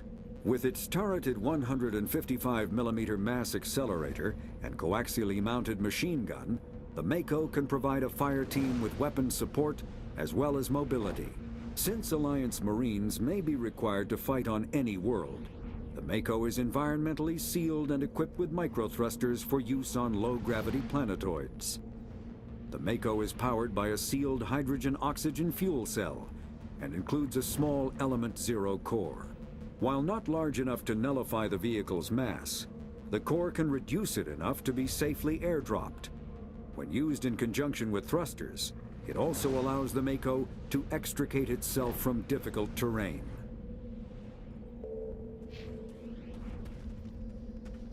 Так, тебя я... А теперь поехали. Что тут еще есть? Аномалия и облом. Я себе метку поставлю, она ж на карте видна? Да.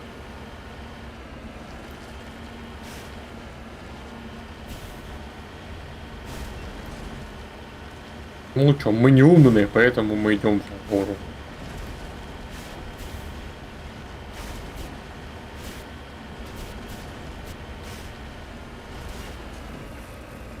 Иха! Ой.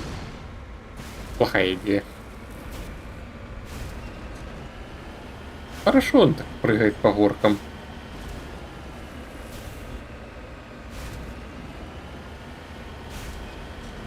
Ехал.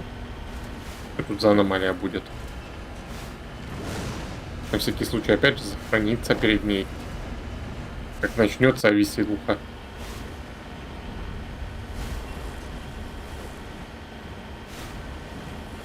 Лобысь. Так, а где аномалия? Я к ней приехал.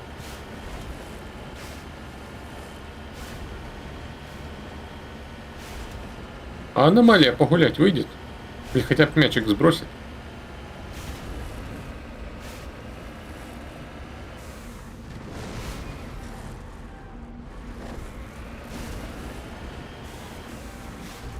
А, вот оно на земле валяется. И артефакт. Ну давай. О, ладно.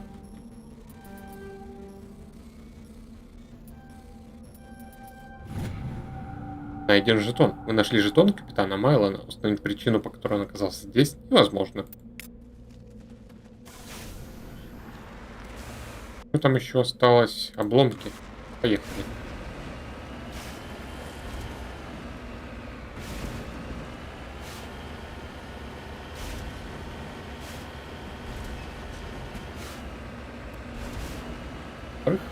Хорошо прыгает машинка.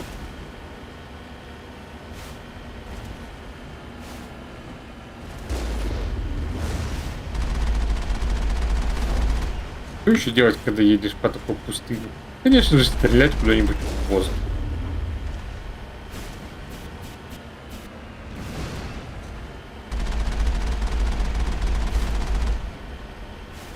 Так, почти приехал.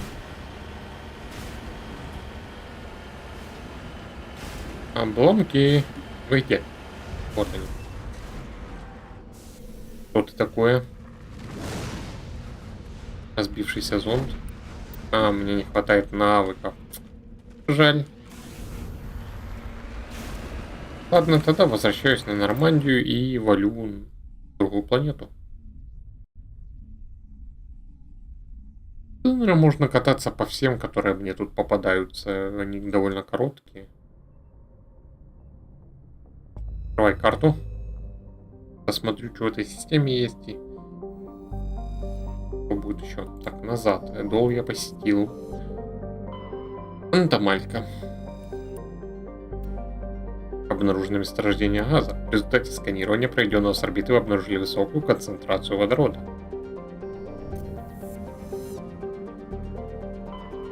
Так. Разведать. В результате сканирования, проведенного с орбиты, вы обнаружили небольшое месторождение плутония.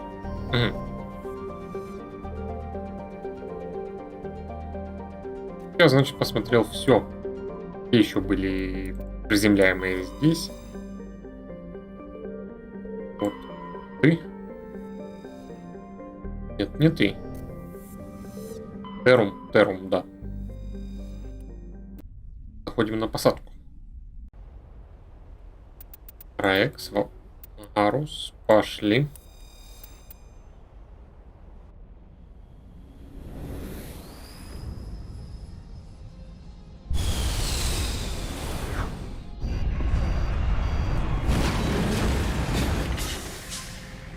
Опа, куда это я сразу приземлился?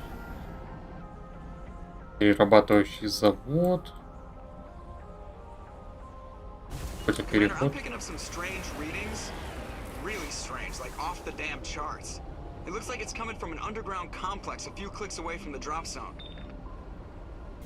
Хорошо, сейчас проверим. Только тут зайти никуда не... О, а что, тут дышать можно? Прямо хожу. Ребят, вам тоже нормально?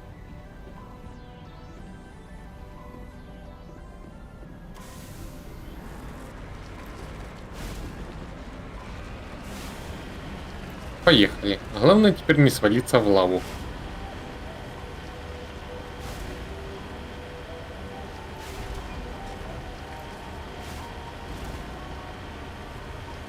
Аккуратно. Сюрпризы, вылезайте, давайте.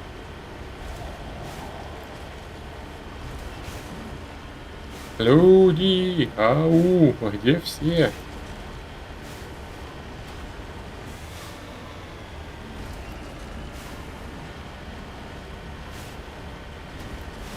О.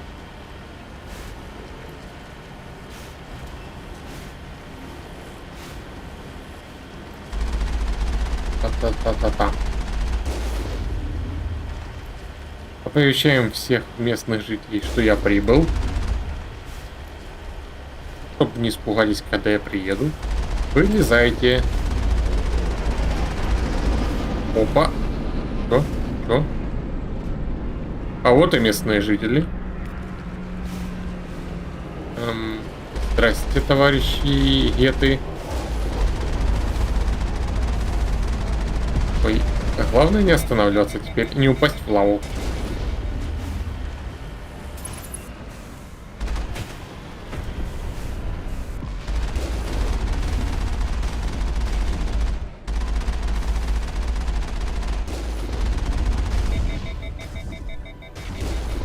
Есть. Что там в кодексе написали?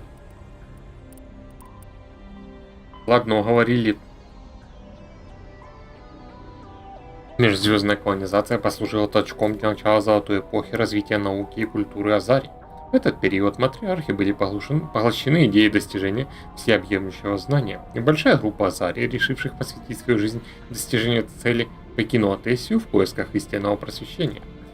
В течение нескольких лет 28 матриархов покинули Тессию в неизвестном направлении, не имея при этом намерения вернуться. Только 6 из них впоследствии стало известно. Кроме того, были найдены остатки одной из оставшихся 22 матриарха Гилинаги, а также записи, которые она делала во время своего путешествия. Записи сразу же стали предметом пристального изучения объектов дискуссий. Сотни антропологов и историков изучали их и строили теории об истинном значении для расы Азари. На протяжении нескольких поколений записи хранились в ратуше Тессии, которая является научным центром Азари. Менее века назад содержимое записей стало доступно широкой публике. После переноса в музей Фарина экспозиция Гилинаги стала одной из самых посещаемых исторических выставок на Тессии. Так, во времена создания Совета с соларианцами и Азари турианцы были втянуты в изнурительную гражданскую войну. Война за объединение, как ее позже назвали, началась с разногласий между колониями, которые находились вдали от Палавина, родной планеты турианцев. Колонии управлялись местными вождями, многие из которых отделились от иерархии. Из-за оживляющего влияния правительства в колониях начали процветать изоляционизм и ксенофобия. Колонисты начали наносить на одежду и лицо отличительные знаки, чтобы отличаться от жителей других колоний. Открытые враждебные действия приобрели регулярный характер. Когда разгорелась война, иерархия придерживалась дипломатического курса и отказывалась вмешиваться. После нескольких лет борьбы осталось не более 10 образований, и иерархия наконец вмешалась. К тому моменту вожди уже не могли оказывать сопротивление, им пришлось положить конец кровопролитию и подтвердить свою верность иерархии. Несмотря на то, что мир был восстановлен, неприязненные отношения между колонистами длились еще несколько десятков лет. Большинство турианцев по-прежнему имеют на лице отличительные знаки их родных колоний. Интересным фактом является то, что турианское выражение «гололицый» означает кого-то таинственного, либо того, кому нельзя доверять. Этим же словом называют политиков. Шагающий танк представляет собой вездеходную платформу на 4 опорах, несущую тяжелое вооружение и сравнимую с боевыми бронированными машинами других рас. Поскольку геты обладают искусственным интеллектом, шагающие танки не имеют экипажа, что не мешает им принимать самостоятельные решения и обучаться. На шагающих танках установлены тяжелые кинетические барьеры. Основным орудием является высокоэффективный ускоритель массы, установленный на шарнирную головную турель. Орудие способно вести огонь как в режиме поражения живой силы, так и в режиме поражения бронированных целей. Некоторые шагающие танки несут дронов, предположительно выполняющих разведывательные функции. Другие оснащены большим количеством ремонтных микроботов, размеры которых не превышают насекомых. Что еще? По мере расширения территорий, занимаемых человеческой расой, и повышения качества жизни, растет потребность в промышленных ресурсах. Многие планеты, спутники и астероиды богаты ресурсами. Для многих систем не составлены даже карты, не говоря уже о подробной разведке. Непилотируемые зонды являются одним из решений, но они часто выходят из строя в результате аварий или непредвиденного стечения обстоятельств, либо их просто воруют. В последние годы геологическая служба Альянса, ГСА, стала предлагать вознаграждение частным компаниям или геологам-одиночкам, желающим проводить разведку на пограничных территориях. Данные этой разведки получают публичную огласку с целью последующей разработки месторождений корпорациями. Стоимость путешествий и опасность работы на планетах с враждебной окружающей средой делают подобные операции не слишком прибыльным занятием. Легкие металлы. Металлы с низкой атомной массой, применяющиеся в строительстве космических кораблей и транспортных средств. Тяжелые металлы. Металлы с высокой атомной массой, применяющиеся в производстве компонентов для оборудования. Особую ценность представляют металлы платиновой группы. Редкоземельные элементы. Большинство полезных элементов этой категории обладают радиоактивными или магнитными свойствами. Газы. Различные газы, необходимые для жизнедеятельности всех форм разумной жизни. Многие используются в качестве топлива. Так, ну теперь поехали дальше. А я что, его могу обыскать?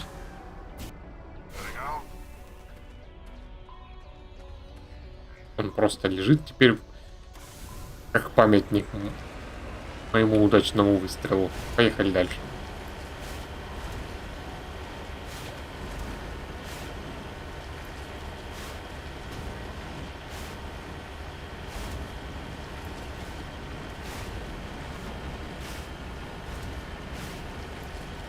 Only a fool punches a knapsack in the mouth.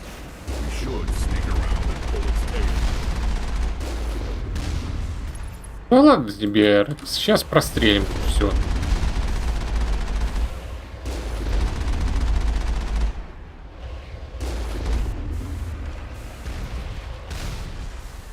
Видишь, меня даже практически не поцарапали.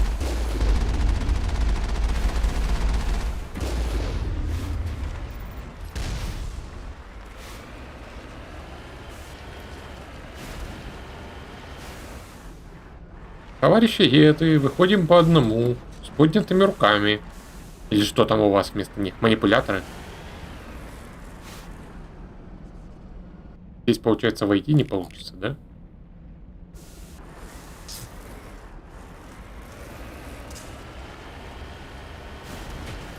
Это тут должна... Вот. Хватит по камням ездить, давай одной путь.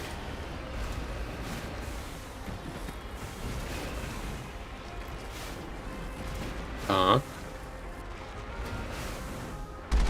Больше турелек. Лобысь. Аккуратнее. Тут столько много целей. Как бы не нарваться.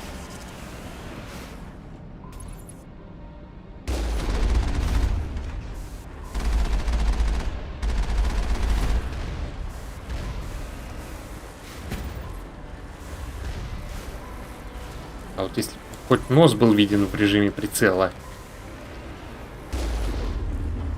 Кажется, его пробило сквозь стену.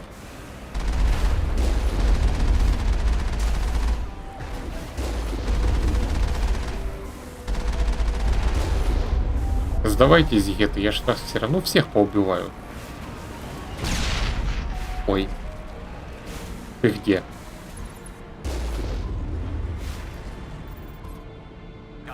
Ладно, пошли гулять. Камера с плазмой, ты мне не нужна.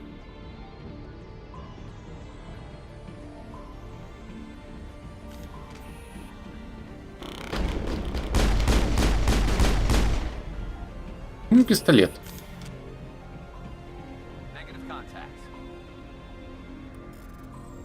А, я смогу сломать.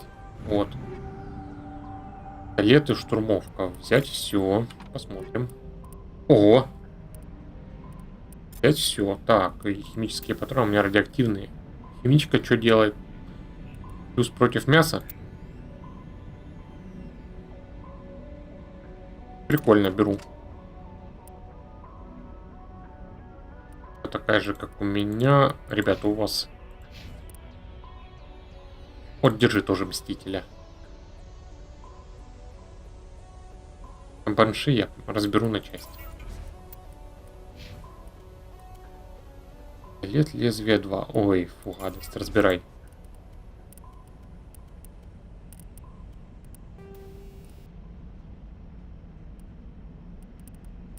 Цел у меня стоит. Так, боевой датчик. Второй уровень обнаружения, уменьшение отдачи. Боевой датчик 1 можно уже разбирать. Вставляем улучшенный прицел. Арус, давай тебе поставим боевой датчик. Он же распространяется на всю компанию. И радиоактивные патроны 2. Кстати, радиоактивные патроны 2 у меня первые стояли. Тебе датчик-гаситель и фазные. Будешь щиты всем сшибать.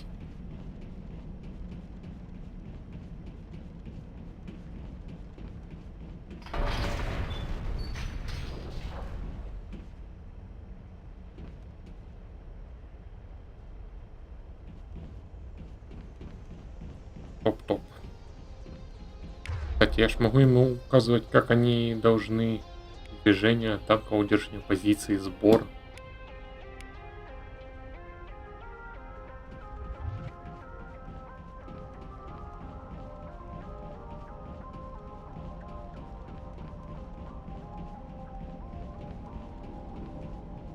Так, что тут еще хорошего для меня осталось?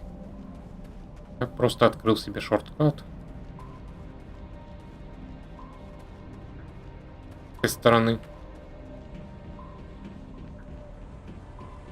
Это и выходите. Нет? Ладно. О, набор улучшений. Это что-нибудь хорошее. Бронебойка и патронный молот. Что вы делаете? Бронебойный урон и синтама, молот, плюс 25 огневая мощь. Но химичка прикольнее. На снайпе у меня тогда огневая мощь стоит, чтобы если уж выстрелить, так и выстрелить. Конечно, у меня снайпа не прокачанная, поэтому я и резко буду пользоваться, но мало ли вдруг пригодится.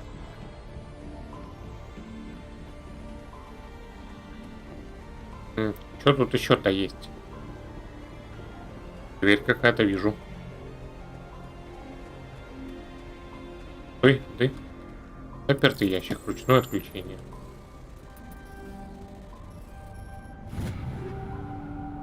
Броник для туриан. 2 броника для турианцев, да вы издеваетесь. Чем они заслужили такое счастье? Снайпа такая же, как у меня. Ага. Парище. Так.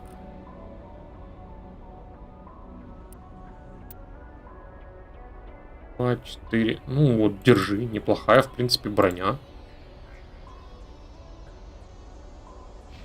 Даже довольно красивая.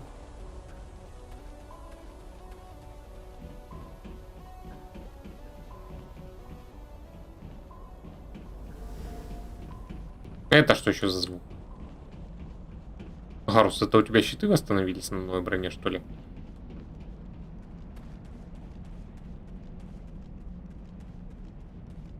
Это должно быть открытие вторых ворот.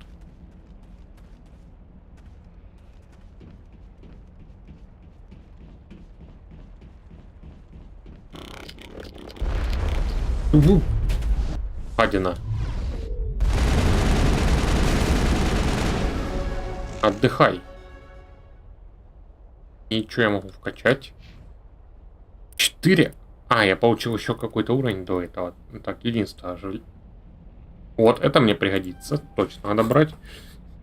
Обаяние. Штурмовка. Давай штурмовку одну возьму. И обаяние с устрашением.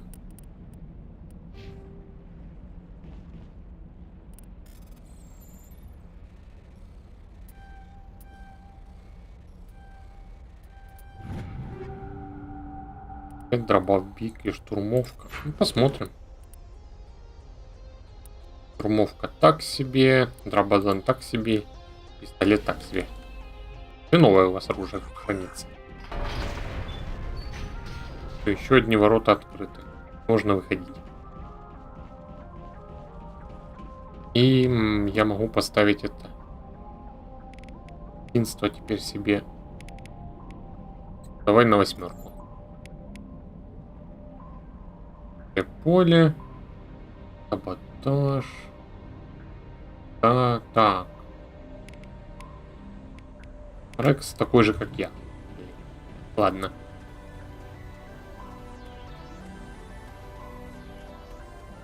В какую сторону мне ехать, кстати? Назад?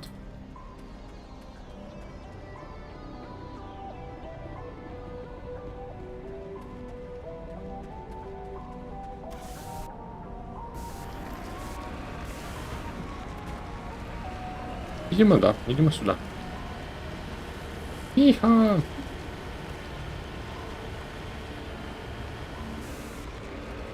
Хотя, стоп.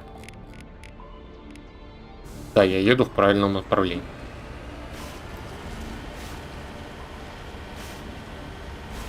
А я вас вижу.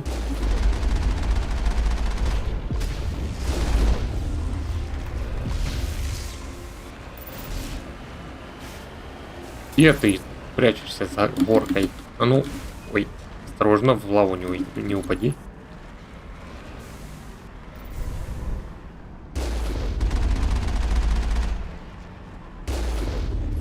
Готов.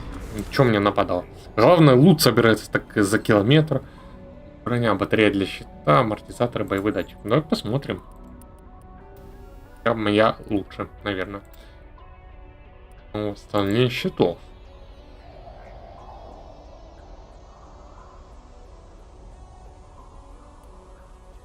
Защита от биотики. Так. И просто щиты. Не, мне восстановление здоровья пригодится.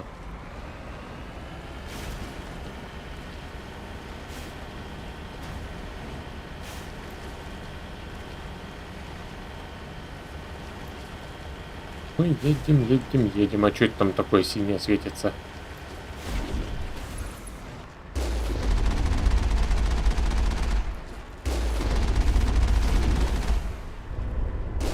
Лобысь. Лобысь. Готов. Опять же, какой лут. Все это улучшение брони. Причем антитоксичный уплотнитель 1, токсичный уплотнитель 2. Арус, давай тебе что-нибудь. Что у тебя стоит? Стимулятор 1. 5% сокращения времени восстановления. Даже не знаю. Бери себе регенератор щитов. Он 3-го уровня. А ты... Батарея для щита у тебя стоит. А, соприкасаясь с токсином. Батарею для щита 2 поставлю. И Гарусу тоже. Они у меня более жирными будут, чтобы не сдыхали каждые 5 секунд.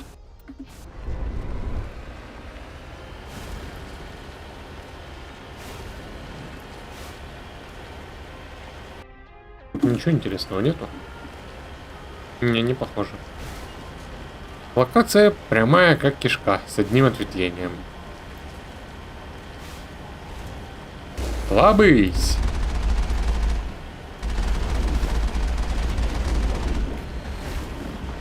А вас ведь можно и раздавить, да? Ой. Сейчас на этого нарвусь, и все мне будет хорошо. Когда я сохранялся в последний раз?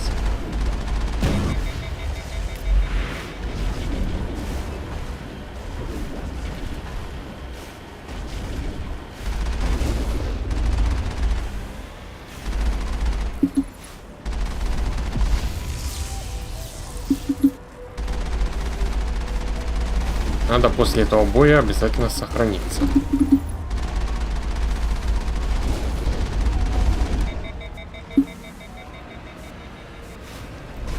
Колосс, когда ты уже загнешься? Наконец. Смотрим. Оружие, отдачи носитель. О, радиоактивные патроны 3. Это Гарусу пойдут. Что у тебя еще есть? Давай посмотрим. Давай минус отдачу. И тоже радиоактивные патроны. На пистолет. Хотя не стоит. Боевой датчик тебе на винтовку, наверное, заменю.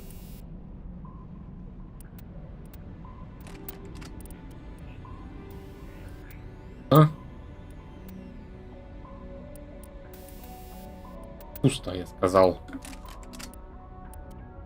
Да, третий поставь. Столетие, ну пусть стоит. Второй раз он все равно бесхозный. Радиоактивные патроны 1.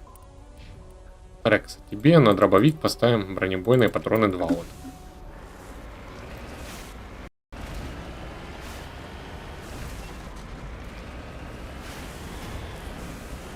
Куда это я попал? Так, выровняйся, машинка. Это еще и не конец локации первой. Ладно. Это вылезайте.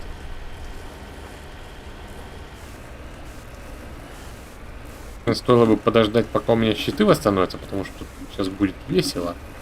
А, ну в кишке никого нет. Лобысь. Что, не ждали?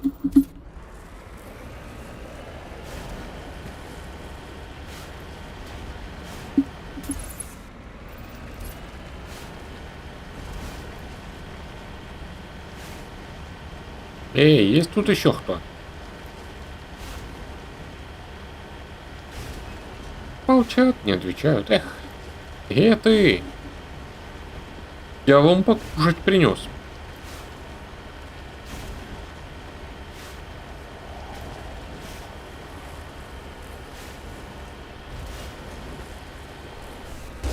Лобысь. Как они красиво отлетают.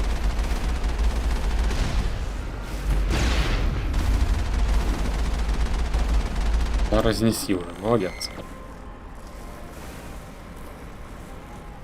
Развернемся и поехали.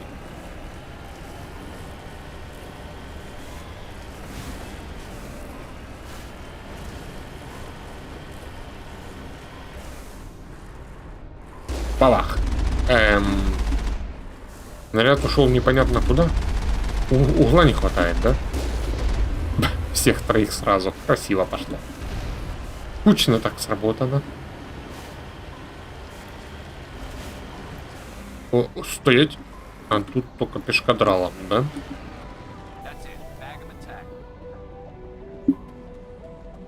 Побежали. За мной, ребята. Ой.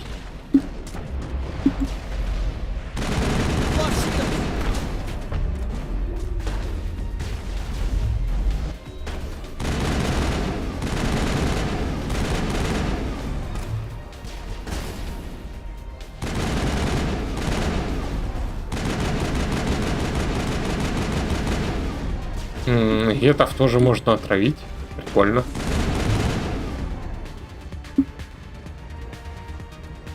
Все, закончили желание?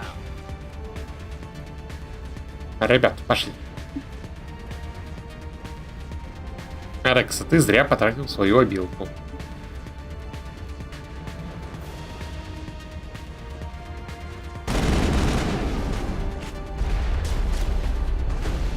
О.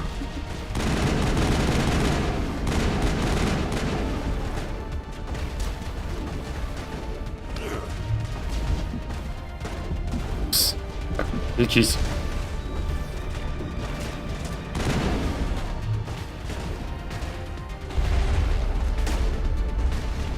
Да вы что, издеваетесь? Давай щиты.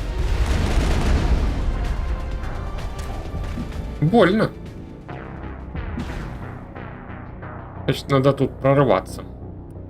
А где последнее сохранение?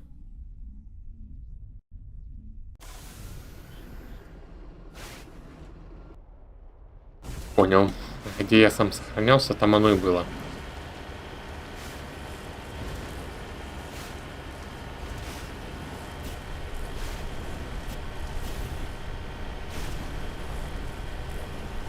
Ладно.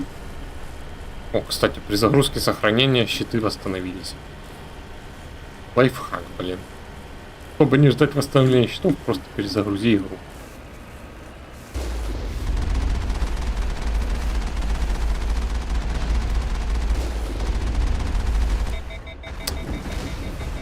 Наматываем их на колеса. Пофигу.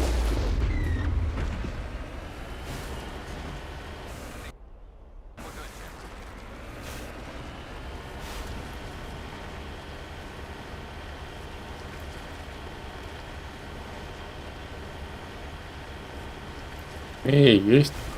И вы дальше будете. И... Так. Второй туннель, за ним будет место, где у меня началось мясо.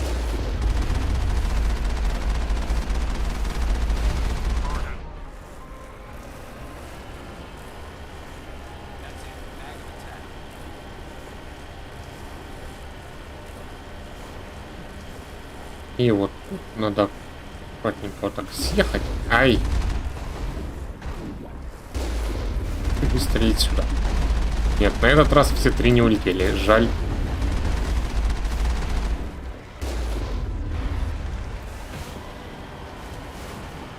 Оба! Только не в лаву, подожди. Помехи. А в прошлый раз я этого не заметил. Ладно. Берем свою стрелялку. Ребята, за мной все. Так, ты. Сбор, сбор.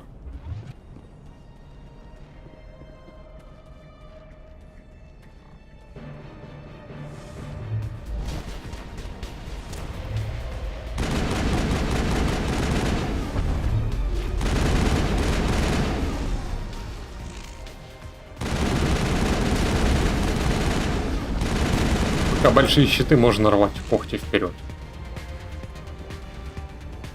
А теперь начинается интересное. Сюда сесть обойти не могу никак.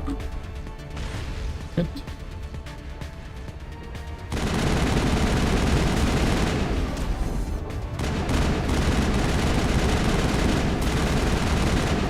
Молодец, что сам пришел.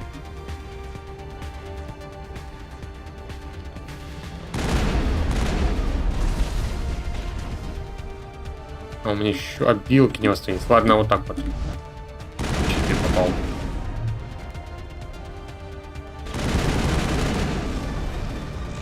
Да, ракетчик, который идет вперед. Молодец, гениально. Искусственный идиот в действии. Да. Присядь ты сюда, давай, молодец. Мне нужны щиты срочно.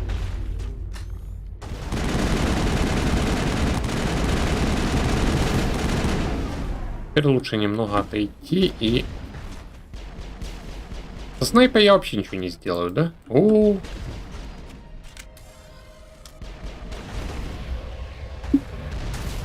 Прорываемся, ребята.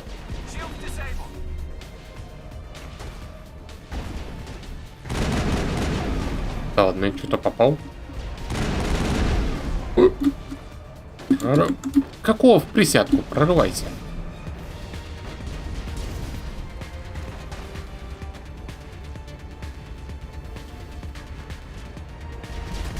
Так, кто тут сидел? Или уже никого?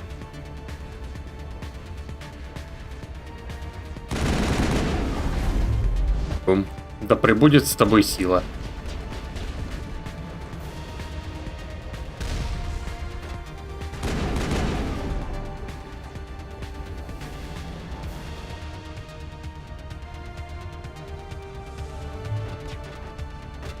Цепанула. Молодец. Прорываемся. Ой, что это так бумкнуло? Эту не понравилась моя билка.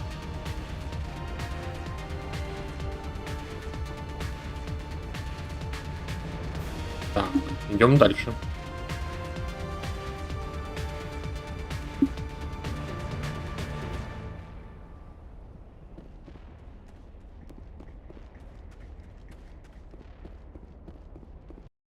Наверное, сохраниться сейчас, пока не началась новая мясорубка.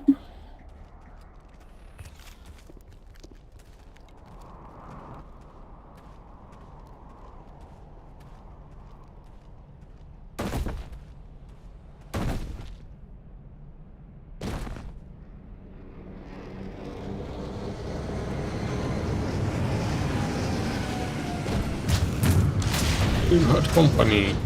Ой.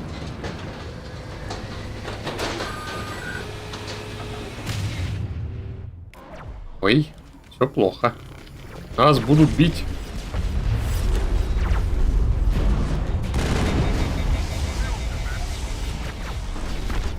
А кто меня тут навешивает?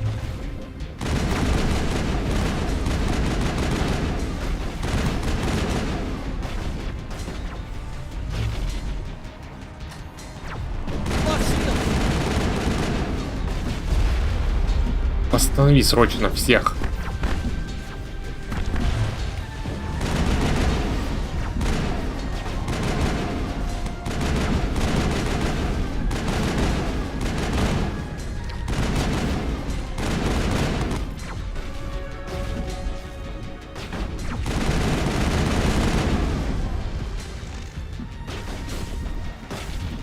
Призрака мы хоть вынесли, да?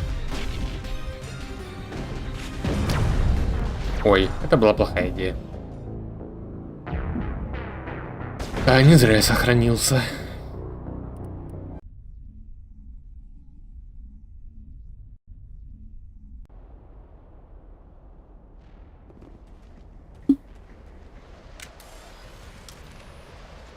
Ребят, ну вы помните, что нам надерут тут жопу. Давайте эффективнее справимся с этим. Можно пропустить хоть как-то, нет?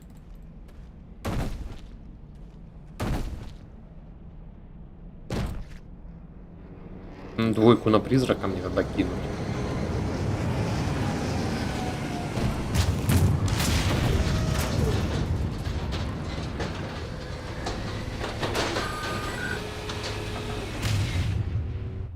Я буду...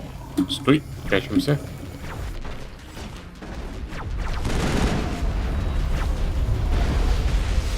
Ого.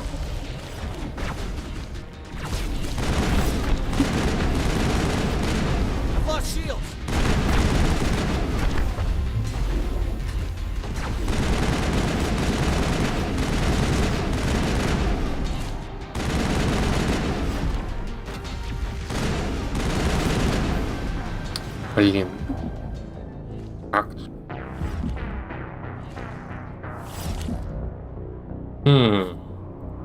Куда бы тут запрятаться, чтобы они меня не мешали всей толпой?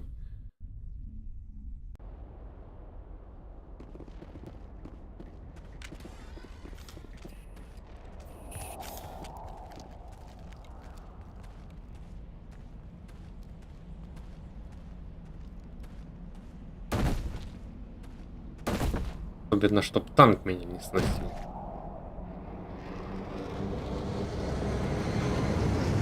Коплем щелкайте, укрытие, ребята, быстрее.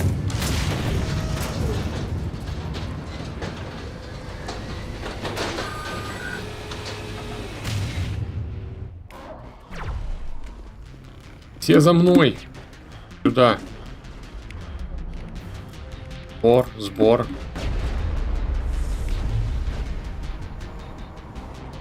И пусть они по одному к нам приходят.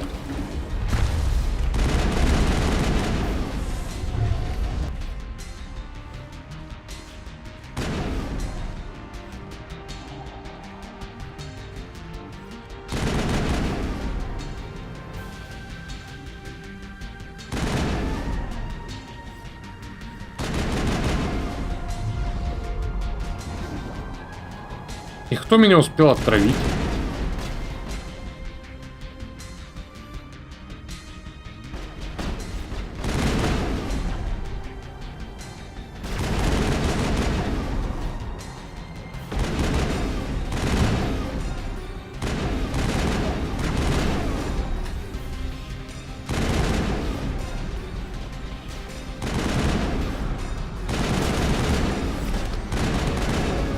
-1.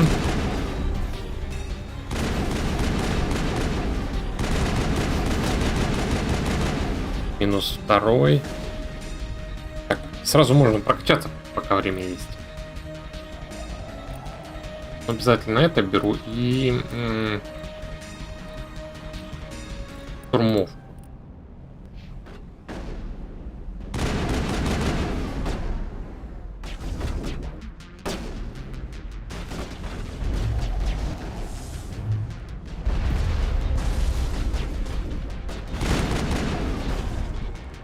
Снайпера вынесли, а теперь пора уничтожить танк. Ох, извини, Рекс, тебе не повезло.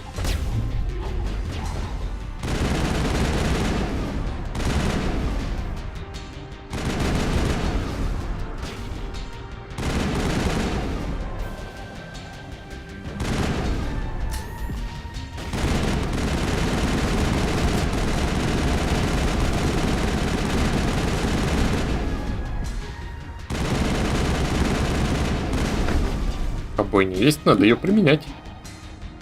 Гарус, а ты тут что? Делану. Давай вас родим, Рекс. Долбанем по танку. И второй тоже. Ух. Желающие кончились, теперь смотрим инвентарь. Калиберный ствол. Так, вот это я себе поставлю. И второй свой кому-нибудь передам. Да, стимулятор. Так. Броня. Я забираю интерфейс первой помощи 3. Рекс, давай.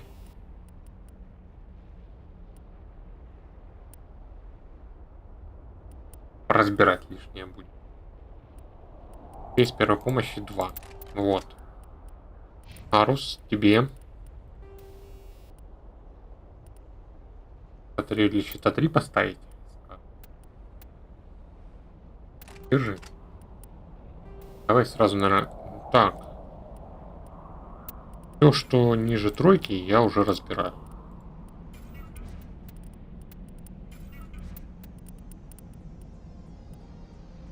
Дай тройки, если дубли какие-то. Хотя, даже не знаю. Оно мне пригодится.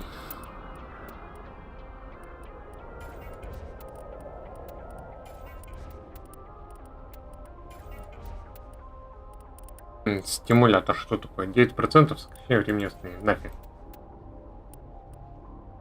Вот батарея для щита это полезно. Регенератор щитов это тоже полезно. Проблемы с токсином, ну, ситуативно, возможно, где-то пригодится. Ладно, остальное пусть пока остается. Оставляем тебе батарею для щита. Так, улучшенный прицел 2, боевой датчик 3, крупнокалиберный ствол 3. Нет, оставляю пока прицел. А здесь у меня все то же самое.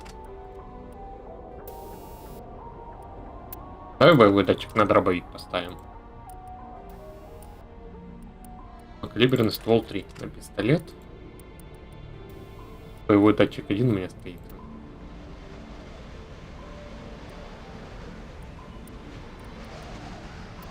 Пусть и стоит. Все, пока хватит изменений. Теперь меня в рудник.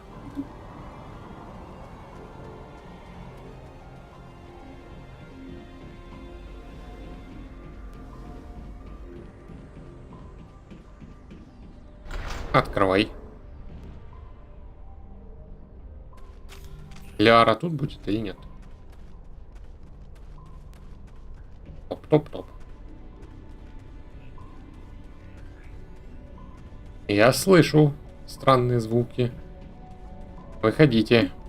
Прятаться не имеет смысла. Вот. Лоб. И он улетел.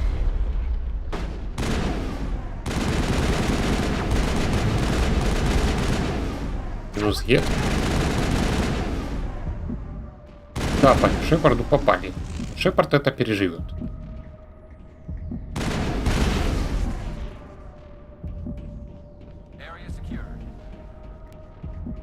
Шепарда есть хорошая личинка в карманах.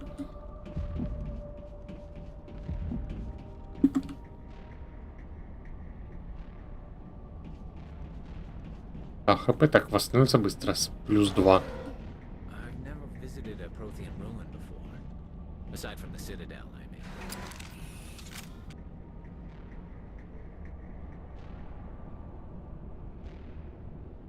Знакомые руины. По-моему, тут действительно будет сейчас Ляр.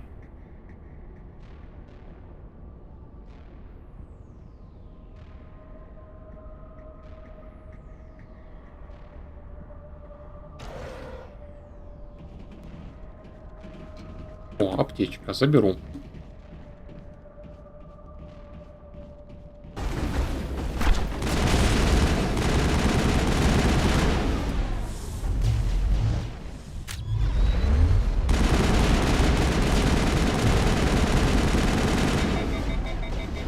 Ребята, помогаем.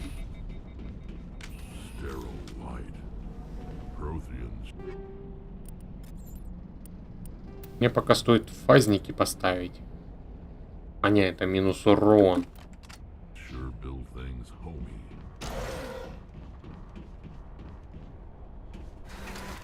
Тихо.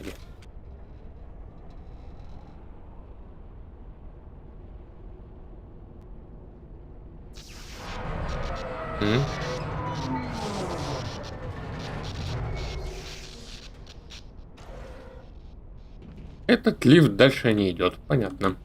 Идем пешкадралом.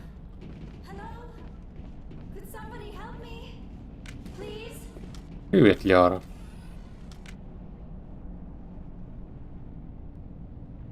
Can you hear me out there? I'm trapped. I need help. Доктор Сони. Liara Tassoni, I presume. Thank the goddess. I did not think anyone would come looking for me. Listen, this thing I'm in is a Prothean security device. I cannot move, so I need you to get me out of it, all right? Venezia. Your mother is working with Saren. Whose side are you on? What?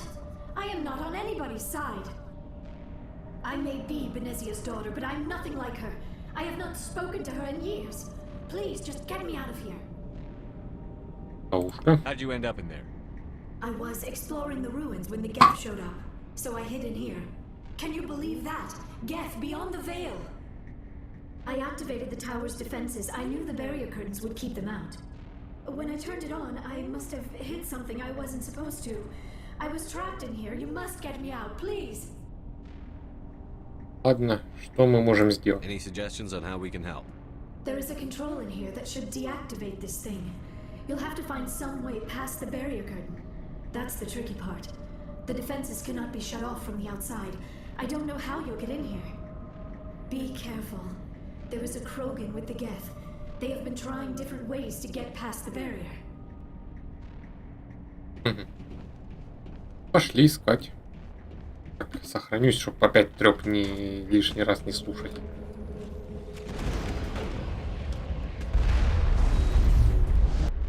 Отдохни немножко, нет. Я сейчас подойду и просто урою. Поведи еще.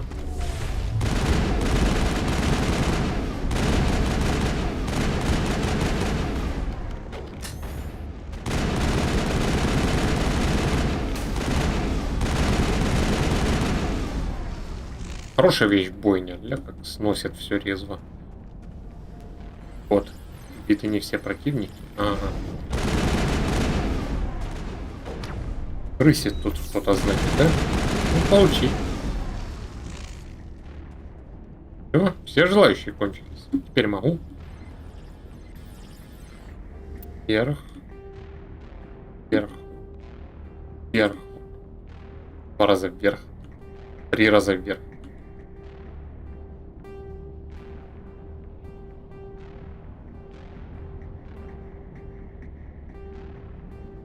Два, 3.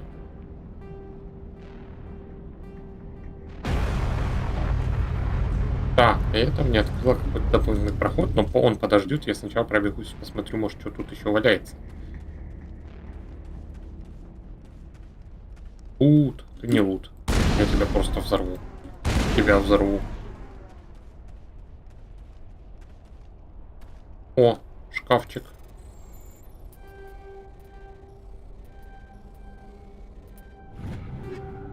Гаситель, крупнокалиберный ствол 3. Заберу.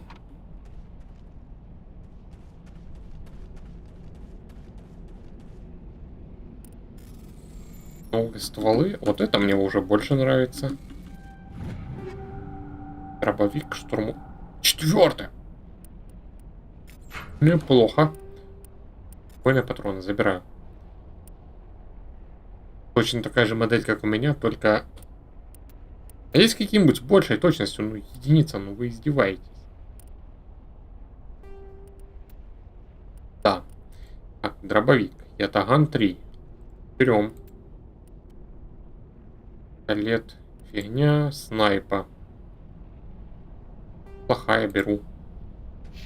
Правда, я все равно с ней не могу обращаться.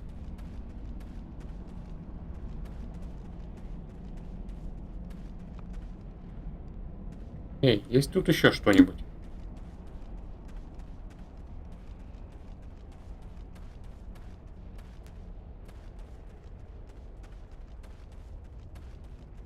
Собрал. Ладно, иду дальше. Давайте, что я тут раскопал?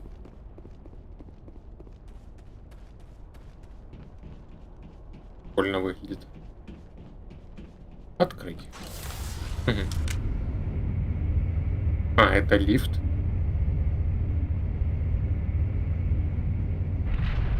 Ну тогда открыть.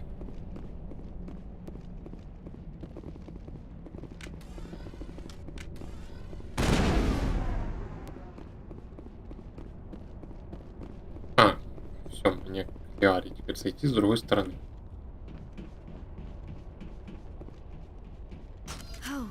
How did you get in here? I didn't think there was any way past the barrier. Превосходящая огневая сила. We blasted through with the mining laser. Of course. Yes, that makes sense. Please, get me out of here before more Geth arrive. That button over there should shut down this containment field. Ну ок.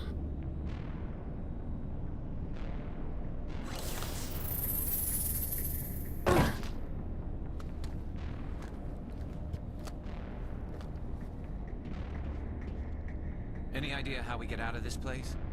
There is an elevator back in the center of the tower. At least I think it's an elevator. It should take us out of here. Come on! I still cannot believe all this. Why would the Geth come after me? Do you think Benezia's involved? Saren's looking for the conduit. You're a Prothean expert. Obviously, he wants you to help him find it. The conduit, but I don't know. Сначала свалим, трепаться потом. These ruins are not stable. That mining laser must have triggered a seismic event. We have to hurry. The whole place is caving in. Нужен план эвакуации. Joker, get the Normandy airborne and lock in on my signal. On the double, mister. Aye, aye, Commander. Secure and away. ETA 8 minutes. If I die in here, I'll kill him. Рекс, как ты это сделаешь? Превратишься в призрака и напухаешь его до усрачки?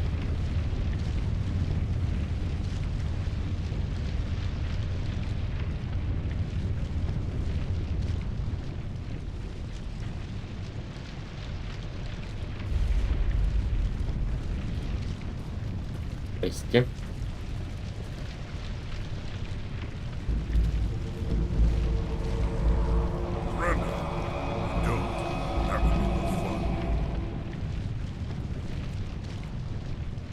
Убейте. We don't have time to deal with this idiot. Charge! I like your attitude.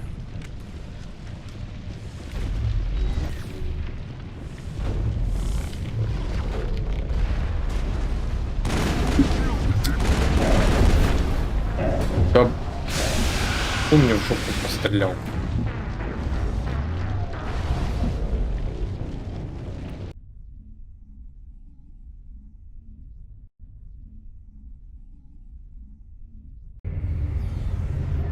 I still cannot believe it. Saren's looking for the conduit. The conduit. What the hell was that? We have to hurry. Joker!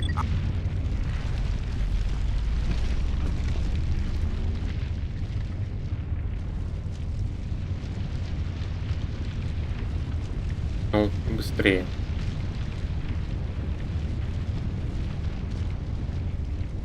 Надо и мне убегать и прятаться за колоннами.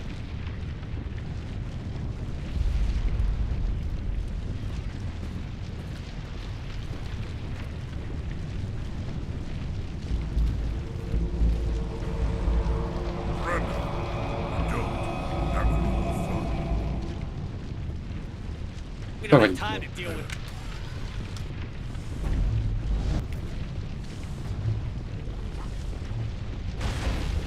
Я тоже могу прятаться. Постарайтесь.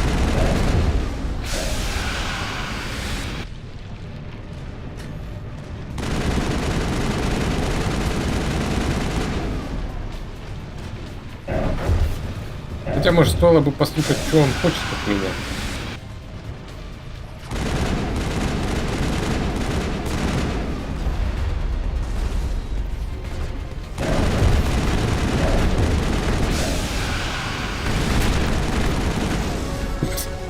Трамбовали. Ой. И ты?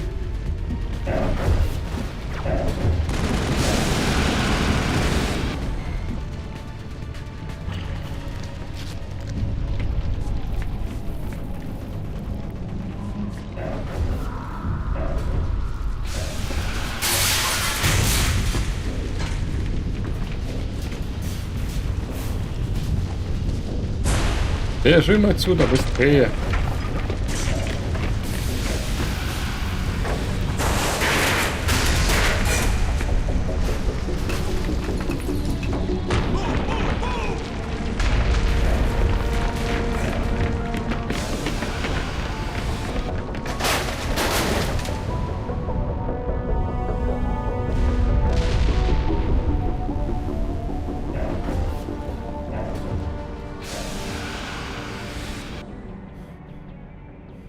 По возвращении на корабль всем стирать портки.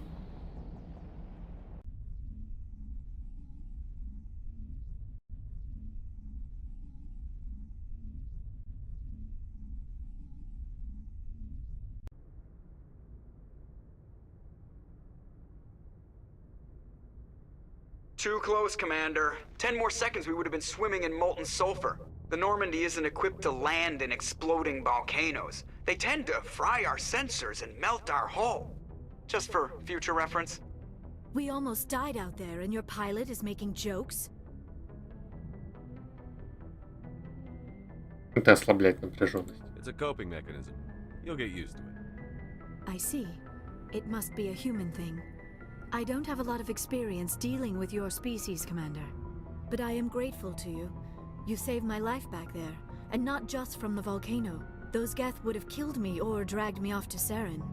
What did Saren want with you? Do you know something about the conduit? Only that it was somehow connected to the Prothean extinction. That is my real area of expertise. I have spent the past 50 years trying to figure out what happened to them. 50 лет? How old are you exactly? I hate to admit it, but I am only 106. Damn! I hope I look that good when I'm your age. A century may seem like a long time to a short-lived species like yours, but among the Asari I am barely considered more than a child. That is why my research has not received the attention it deserves. Because of my youth, other Asari scholars tend to dismiss my theories on what happened to the Protheans. Что ты узнал? Did your research turn up anything interesting? What is interesting is what I did not turn up. There is remarkably little archaeological evidence of the Protheans, and even less that might explain why they disappeared. It is almost as if someone did not want the mystery solved. It is like someone came along after the Protheans were gone and cleansed the galaxy of clues. But here is the incredible part. According to my findings, the Protheans were not the first galactic civilization to mysteriously vanish. This cycle began long before them. Это узнал. Where'd you come up with this theory? I thought there wasn't any evidence. I have been working on this for 50 years. I have tracked down every scrap and shred of evidence. Eventually, subtle patterns start to emerge, patterns that hint at the truth. It is difficult to explain to someone else. I cannot point to one specific thing to prove my case. It is more a feeling derived from a half-century of dedicated research.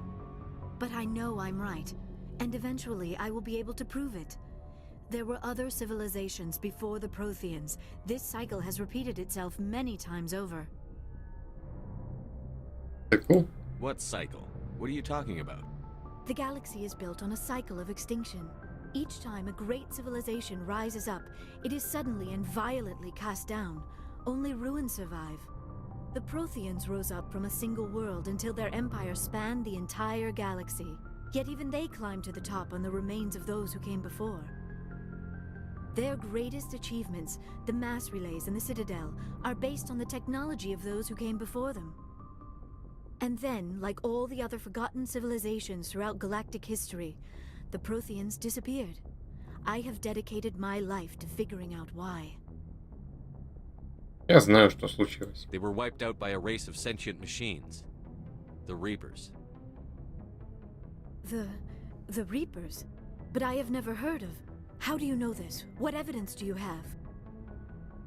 Гения. There was a damaged Prothean beacon on Eden Prime. It burned a vision into my brain.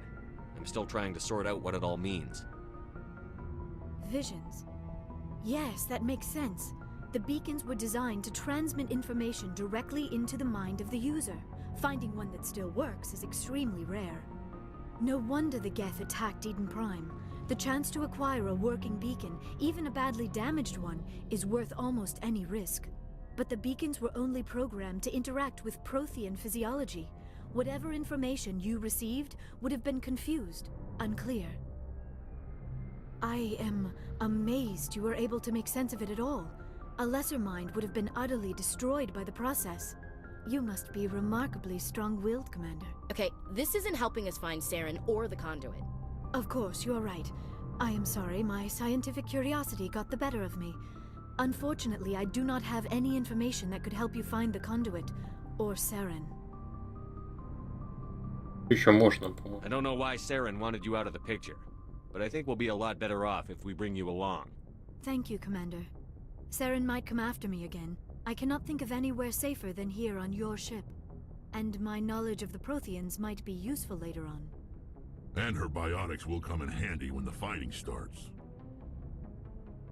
Добро пожаловать на Good борт. to have you on the team, Liara. Thank you, Commander. I am very grateful. Oh, I am afraid I am feeling a bit lightheaded. When was the last time you ate or slept? Dr. Chakwa should take a look at you. It is probably just mental exhaustion, coupled with the shock of discovering the Protheans' true fate. I need some time to process all this. Still, it could not hurt to be examined by a medical professional. It will give me the chance to think things over.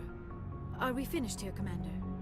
Поговорим позже. We can talk again after you've seen the doctor. The rest of you, dismissed. Mission reports are filed, Commander. You want me to patch you through to the Council?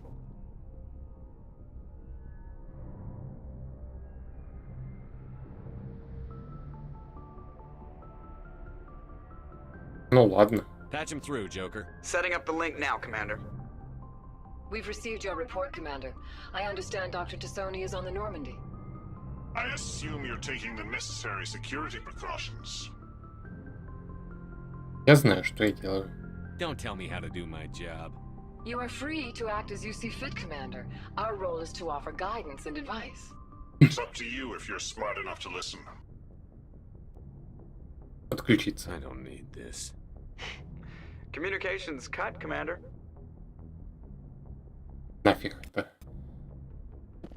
Еще что-то изучить. Ну давай. Кодекс. Информация, которую содержал протеанский маяк, найденный на Eden Prime, передалась в сознание лейтенанта Шепард, став причиной странных снов и видений. Образы со временем становятся четче, но их цель по-прежнему остается неясной. Предполагается, что протеанский способ записи данных имеет высокую зависимость от феномена, который Карл Юнг называл коллективное бессознательное. Шифр, необходимый для понимания образов в сознании Шепарда, заключен в культурных знаниях протеан, архетипах, биологических инстинктах, обобщенном опыте, накопленном всей расой. Поскольку протеане считается расой, вымершей тысячелетия назад, есть вероятность, что этот шифр так и не будет найден.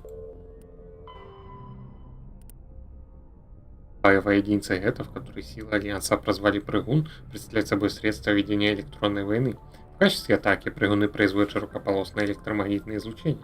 Они также могут осуществлять кибератаки компьютеров, установленных на скафандры и оружие, нарушая их функционирование. Основу прыгунов составляет высокотехнологичная искусственная мышечная ткань, обладающая высокой эластичностью. Это позволяет прыгунам сжиматься всем телом для совершения мощных прыжков. Поверхность их конечностей покрыта тысячами микроскопических зазубрин, что позволяет им цепляться за стены и потолок. Постоянные скачки от одной поверхности к другой сильно затрудняют ведение огня по прыгунам. Варианцы не обнаружили у себя чертежей моделей гетов, схожих с прыгунами. Это новый морфотип, который геты разработали самостоятельно в течение последних 300 лет. Их существование является тревожным доказательством того, что геты продолжают усовершенствоваться как уникальная технологическая раса. Экспертов в области синтетических жизненных форм заинтересовал тот факт, что в структуре прыгунов даже больше органики, чем у остальных гетов. Существует несколько подвидов прыгунов, они получили следующее условное обозначение: сапер, охотник и призрак.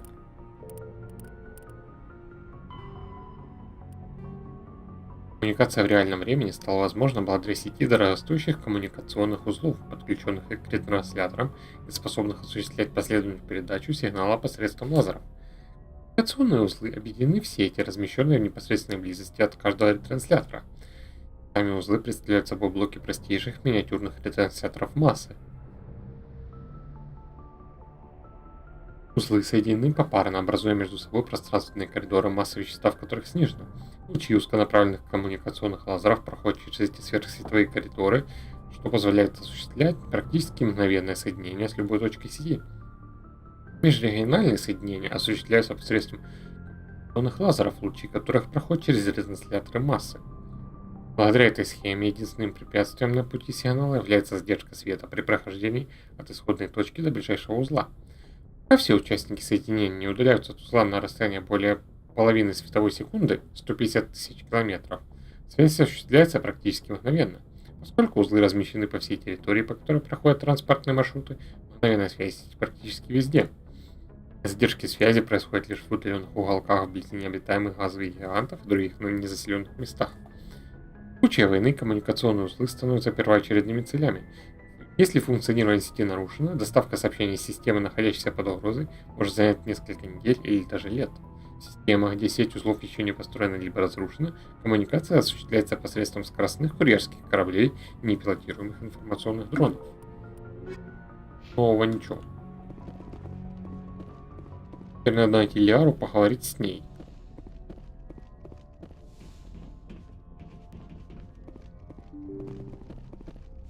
Это тут должна быть, наверное.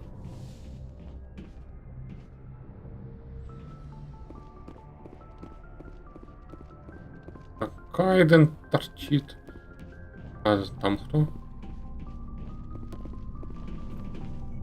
Шкафчик Шепарда. О! Прикольно. 2 снайпы. Опять. Канал для военных код Альянса предназначен для систематизации продвижения по службе всего личного состава. ПВК состоит из одной буквы и одной цифры. ПВК содержит данные о квалификации бойца, а не о звании. Буквы обозначается продвижение по службе, цифры обозначается уровень подготовки в соответствии с личным делом, техническими данными и рекомендациями. Вводятся все 26 букв латинского алфавита и цифры от 1 до 7. Буква М означает принадлежность к спецподразделению.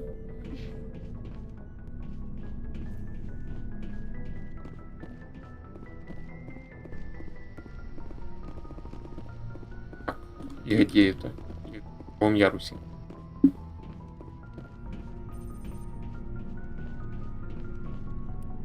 Что я получил-то? Перки 2 было. Жена, кельтари. Нет, не буду менять. Поехали вниз.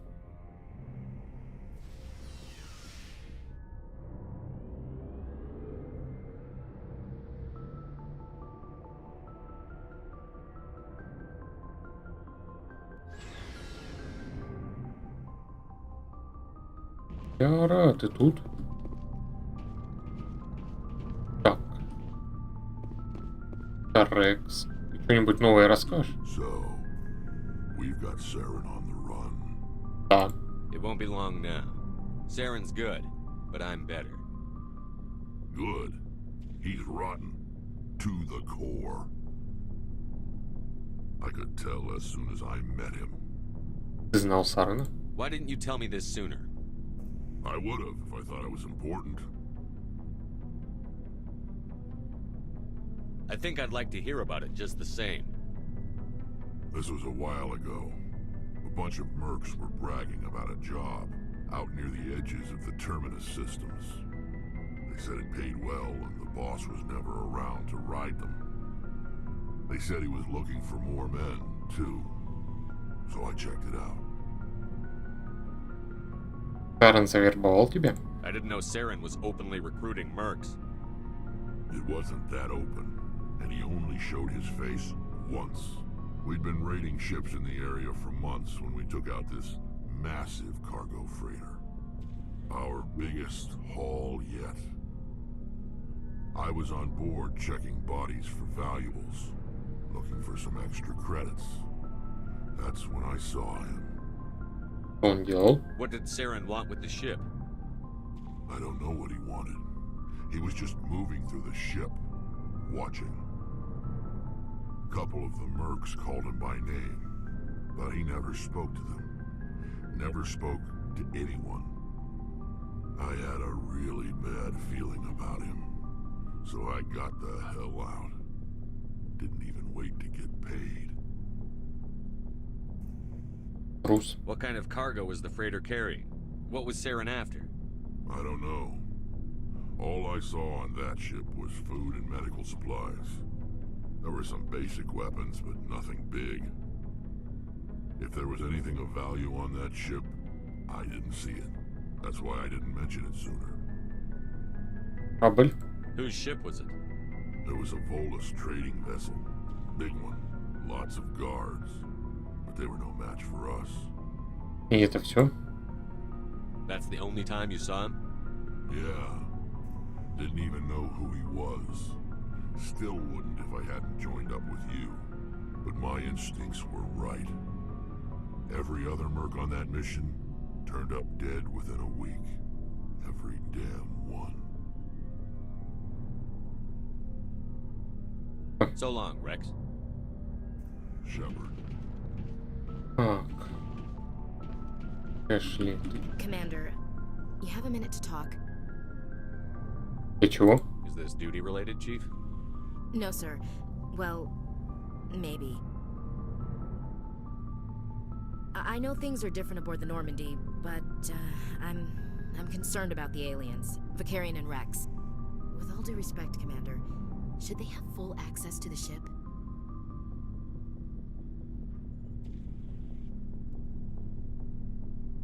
Может, они инопланетяне? You don't trust their motives because they're not human. This is the most advanced ship in the Alliance Navy. I don't think we should give them free rein to poke around the vital systems. Engines, sensors, weapons.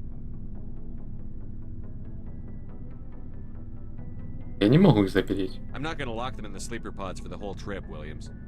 I'd be more comfortable if they didn't have access to engineering and the CIC. We, humanity, have to learn to rely on ourselves.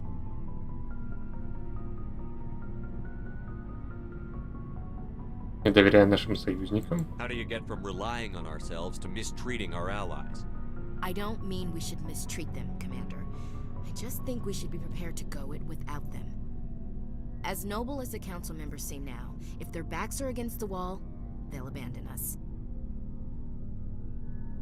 Не обязательно. I don't see that as inevitable. Look, if you're fighting a bear and the only way for you to survive is to sick your dog on it and run, you'll do it. As much as you love your dog, it isn't human. It's not racism, not really. Members of their species will always be more important to them than humans are.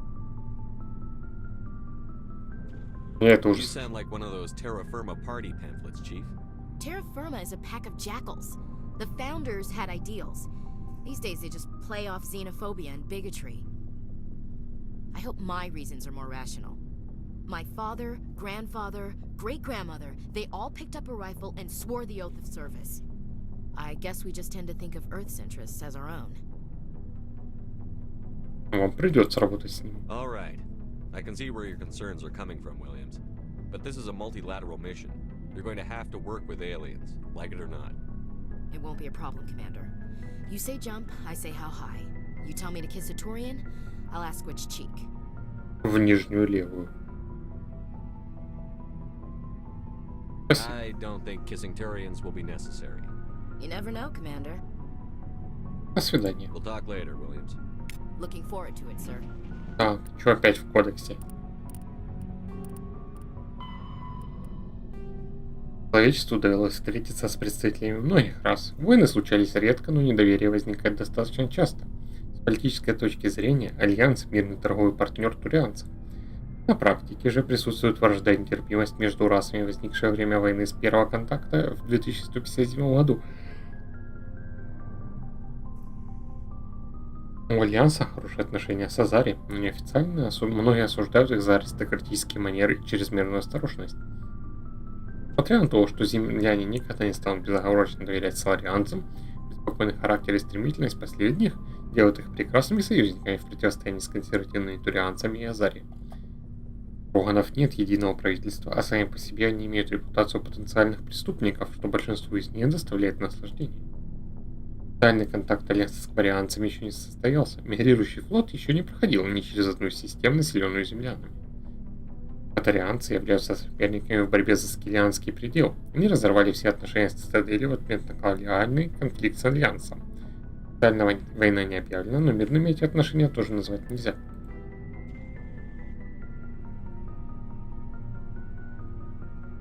Террафирма – политическая партия Альянса, сформированная после войны первого контакта. Ее политическая программа основана на принципе противостояния иноземному влиянию. Она активно участвует в законодательном процессе. Среди последних ее выступлений можно отметить возражения против введения обязательного обучения инопланетному языку в высшей школе, предложение повысить пошлины на ввоз инопланетных товаров и движение с целью сделать день окончания войны первого контакта государственным выходным. Несмотря на то, что основатели партии, действовавшие из лучших побуждений, всего лишь хотели не допустить поглощения земных культур на волне моды на инопланетян, программа террафирмы привлекает многих шовинистов и ксенофобов. Так, Арус, что новенького? Ты CSEC. Why did you want to be a CSEC officer in the first place? That's a good question. There were several reasons, I guess. Например? Like what? Probably the same as most officers. I wanted to fight injustice, wanted to help people. I guess my father had something to do with it too. He was CSEC, one of the best. I grew up hearing about his accomplishments or seeing his picture on the vids after a big arrest. He's taking my resignation pretty hard.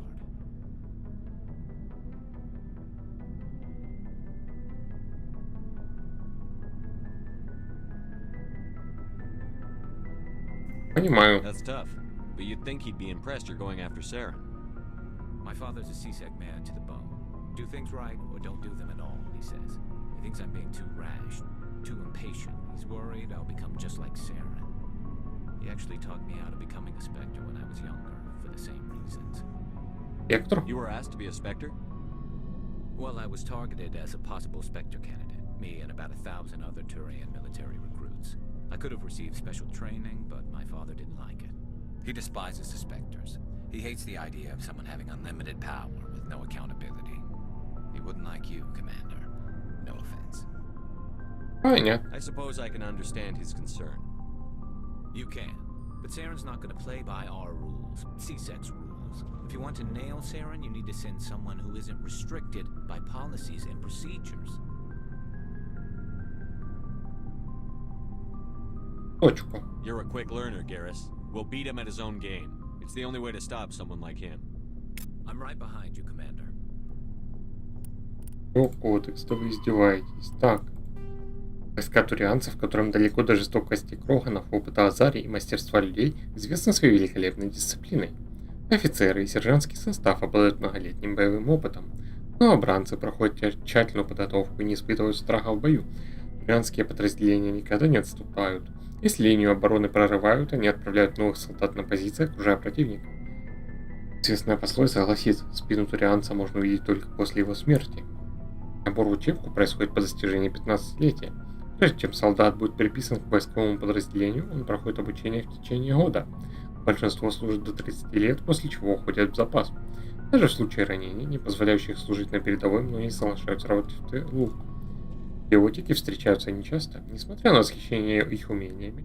Рядовые солдаты зачастую не доверяют биотикам. Турианцы развивают навыки владения биотикой у специалистов, которых они называют заговорщики. Командование войсками осуществляется децентрализованно. Отдельные отряды могут запрашивать поддержку артиллерии и воздушных сил. Турианцы часто используют боевых дронов для решения сложных задач. Кроме того, они применяют смешанные войска, бронированную пехоту прикрывают с воздуха. Они предпочитают методичную и неспешную тактику, редко ввязываясь в рискованные операции. Традиции очень важны для турианцев. В каждом легионе имеются штатные историки, которые записывают его почетные боевые достижения. Самые древние записи датируются эпохой Железного века. В случае уничтожения легиона в бою его скорее восстанавливают, чем заменяют. Турианцы набирают во вспомогательные войска бойцов из числа захваченных или поглощенных ими малочисленных рас. Обычно это легкая пехота или тяжелая кавалерия, обеспечивающая поддержку основных сил турианцев. По окончании службы во вспомогательных войсках солдаты получают турианское гражданство. Несмотря на то, что турианцам свойственны индивидуальные желания, инстинктивно они стараются считать себя частью группы и ставят общие интересы выше личных. У турианцев сильно развиты чувства личной ответственности, турианская честь, которую отмечают представители других рас. Турианцев учат самим принимать любое решение, неважно, несет оно добро или зло. Самым тяжким грехом в глазах собственного народа считается ложь о содеянном. Турианцы, совершившие убийство, попытаются скрыться, но в случае прямого вопроса большинство сознается в преступлении. Турианцы имеют ярко выраженную склонность к работе на благо общества и самопожертвованию, поэтому предприниматели из них никудышные. Чтобы исправить этот недостаток, они заключили союз с Солусами, предложив защиту в обмен на опыт ведения финансовых операций. Армия турианцев является стержнем их общества. Это не просто вооруженные силы, это общественная организация, охватывающая все аспекты их жизни. Пожарные бригады служат на благо как населения, так и военных. Инженерный корпус занимается постройкой, поддержанием работоспособности космопортов, школ, очистных сооружений и электростанций. Торговая пехота обеспечивает доставку ресурсов на все планеты. Пендант. Нет, ты мне. Пиктали.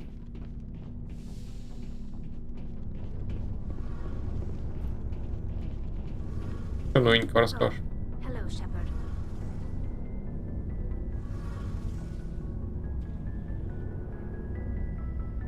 Ты звучишь подавленно. Are you okay?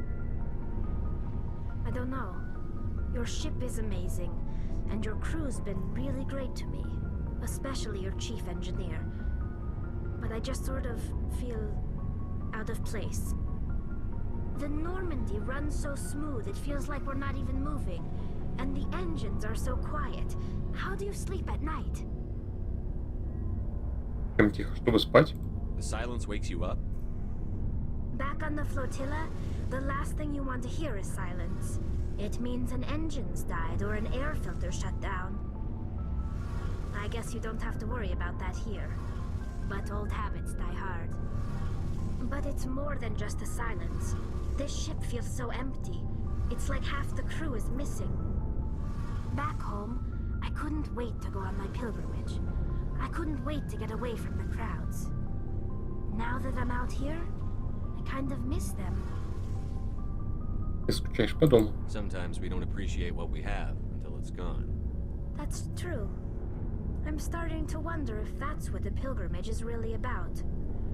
It's given me a whole new perspective on my people and our culture. You know, there's always a few who go on their pilgrimages and never return. I always assumed something bad happened to them, but maybe they just wanted a different life. Но ты вернешься, не так ли? You do plan to return to the migrant fleet, right?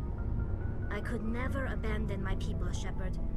I will go back eventually, but we have to stop Saren first. Otherwise, I might not have a home to go back to. Я пошел. See you later. Им надо идти Лиару.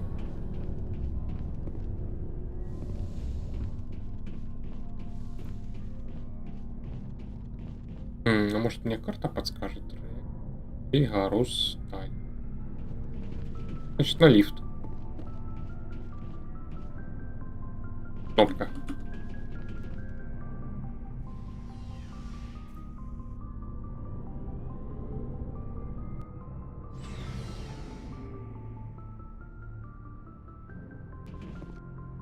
Так, Хайден. Яра в лаборатории, понял.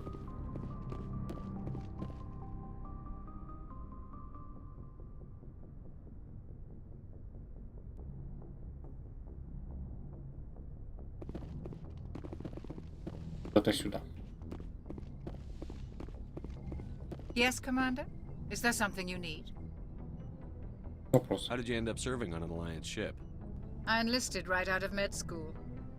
Earth always seemed boring to me. Too safe, too secure. I figured the colonies were teeming with exotic adventure. I wanted to travel the stars, tending the wounds of tough soldiers with piercing eyes and sensitive souls. Turns out military life isn't quite as romantic as I'd imagined. But humanity needs the Alliance if we want to keep expanding through the Traverse, and the Alliance always needs good doctors. So I stayed on to do my part. Леди, о чем-то? Ever think you made the wrong choice? Sometimes I think about opening a private practice back on Earth, or maybe taking a position at one of the new med centers out in the colonies. But there's something special about working on soldiers. If I left the Alliance now, I'd feel like I was abandoning them. Хайден. How well do you know the Lieutenant? I'd never worked with him before this mission. But he has an impressive service record, over a dozen special commendations. Tends to keep to himself, though. Maybe because of the headaches. It's not easy being an L2. L2? What does that have to do with it? Well, most biotics now use the L3 implants. Lieutenant Alenko was wired with the old L2 configuration. Sometimes there are complications. What kind of complications? Severe mental disabilities, insanity, crippling physical pain. There's a long list of horrific side effects. Kaiden's lucky. He just gets migraines. Я пошел. Goodbye, Commander. Ну, что там? Давай, покажи. Биотики осуществляют контроль полей эффекта массы, используя десятки узлов в нервной системе, которые реагируют на электрические сигналы мозга. Усилители позволяют биотикам координировать функции узлов с целью создания более мощных полей, которые можно применять на практике. Усилители могут улучшать определенные навыки и способности. Имплантат представляет собой вживленный хирургическим путем интерфейсный порт, к которому подключаются усилители. У людей этот порт чаще всего размещается в основании черепа для облегчения доступа. Порт рекомендуется защищать от попадания инфекций. Порт совместим со многими видами усилителей. Улучшение и дополнение растет. По качеству имплантанты и усилители производят Авзари. Тем не менее, имплантанты L3 производства Альянса, выпуск которых начался в 2170 году, являются заметным шагом вперед в этой области. Кстати, я же еще и ни один не нашел себе. Угу. Их только покупать придется. Привет, Лиара.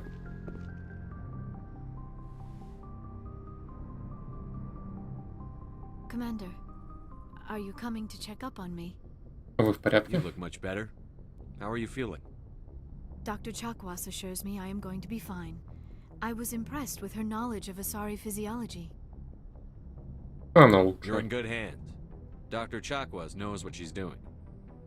I never properly thanked you for saving me from the Geth, Commander. If you hadn't shown up... I'm just glad we got there in time. So am I.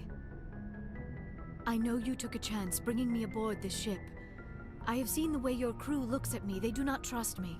But I am not like Benezia. I will do whatever I can to help you stop Saren. I promise. Я знаю. Don't worry, Liara. I trust you. I know you won't let me down. It means a lot to hear you say that, Commander. Thank you. Разузнать. Так, Бенезия. Do you know why Benezia joined up with Saren? I don't understand it. She was always outspoken about the need for the Asari to become more involved in shaping galactic events. Maybe she thought allying herself with Saren would somehow be for the greater good in the long run. At least I hope so. Вы взволнованы. This hurts you, doesn't it? None of this makes any sense to me. I have not spoken to Benezia in many years, but I know her, and this was not like her. Something changed. Азари. I'd like to know more about the Asari. We were the first species to discover the Citadel. We were instrumental in forming the Council, and we always strive to be the voice of peaceful cooperation in galactic disputes. My people believe we are all part of a single galactic community. Each species contributes something to the greater whole. Although we seek to understand other species, it seems few of them seek to understand us.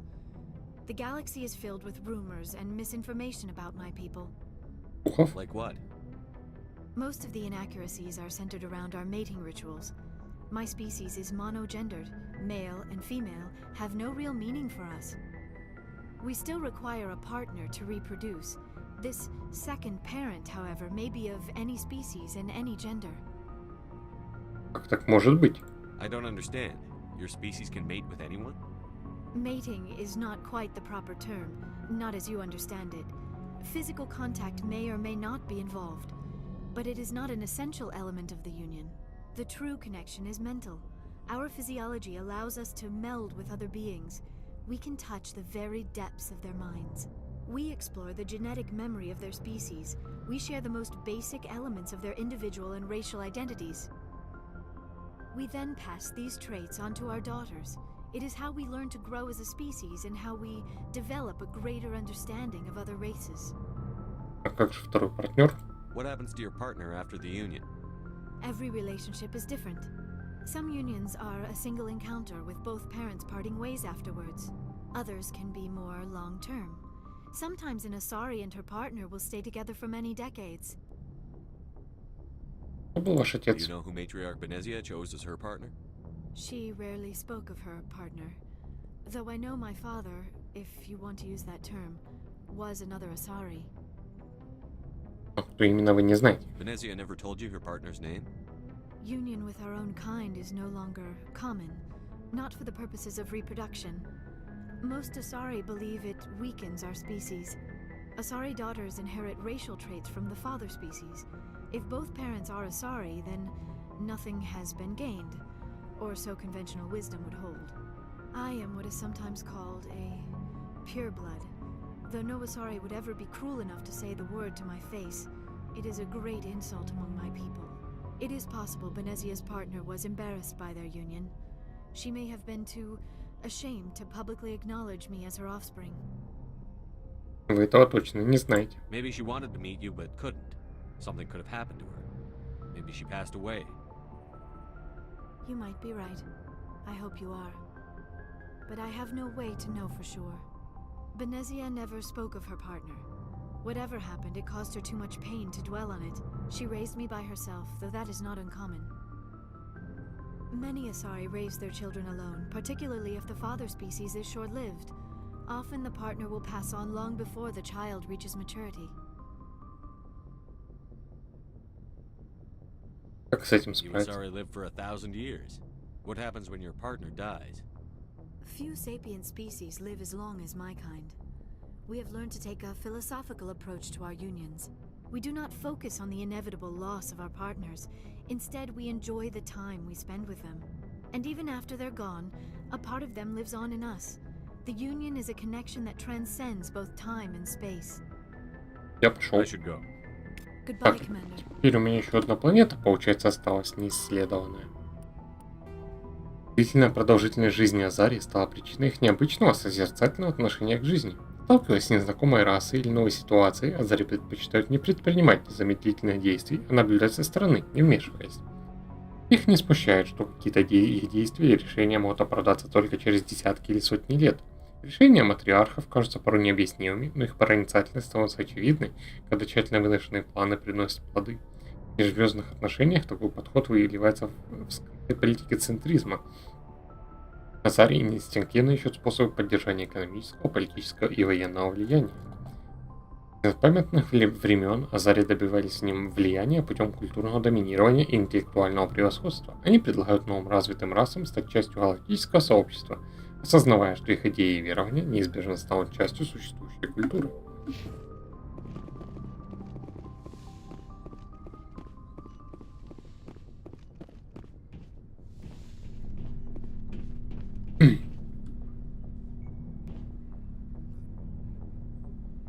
Так.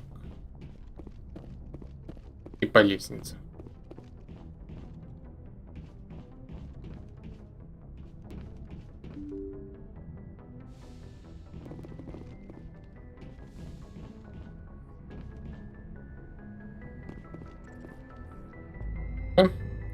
Где там оно оставалось?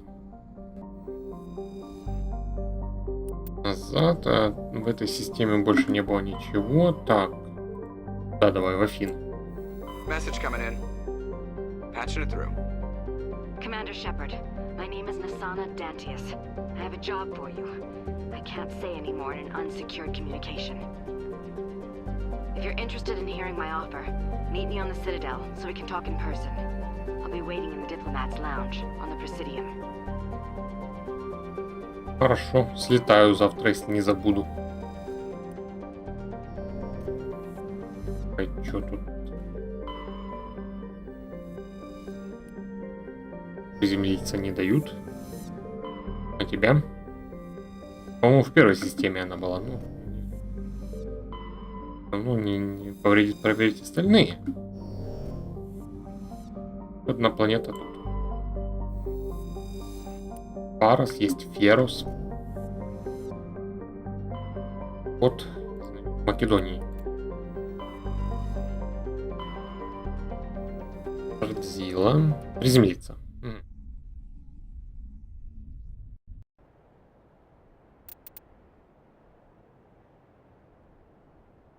Что я биотик. Мне, по идее, надо ходить с Эшли или Лиарой. Нет, Лиара биотик. С Эшли и Таль. Не хочу. Беру этих ребят.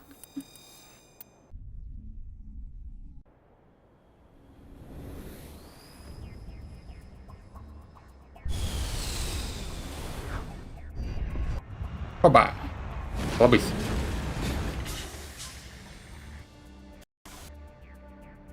У нас тут есть аномалия, крепость и обломки. Давай сначала в обломки.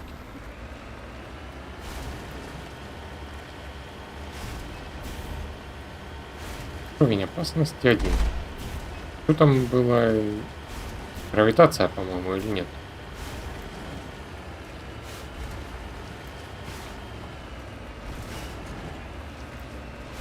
Хорошо-то как Мако ездит по горам, особенно боком, вот. Ой. Ее можно расхреначить с горы или нет? Она всегда приземляется на колеса. Давай проверим. Лобысь, даже щиты не поцарапались. Вот чего-то стоять. Ходим. Посмотрим. Разбившийся зонд. А, электроника, низкий уровень. Я надолго не могу вылезать, получается. Давай крепость.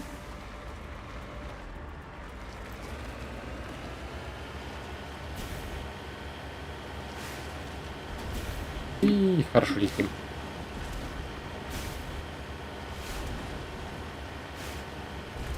Прям как в элите. Ух. Правда, там, в отличие от местной машинки, раздолбать скоробея можно. Точно прыгнуть. Ого, сколько.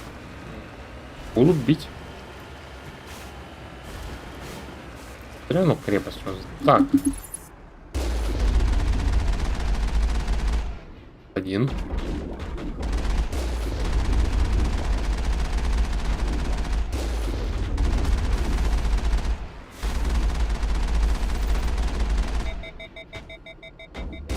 Пах.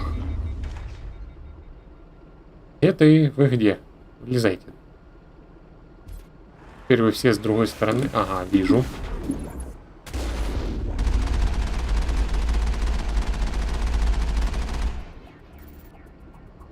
Опа. Да лаги какие. Конечно, приближаться немного опасно, но я их уже проредил, так что оставшихся, я думаю, как-нибудь снесу.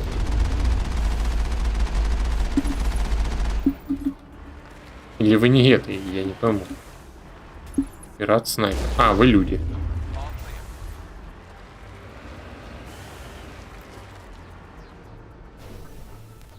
Побежали внутрь быстрее, пока нас не надамажило.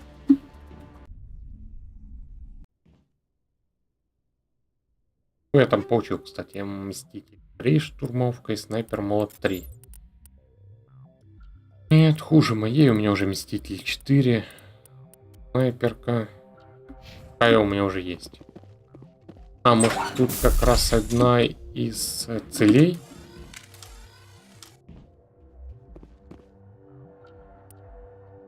Задание.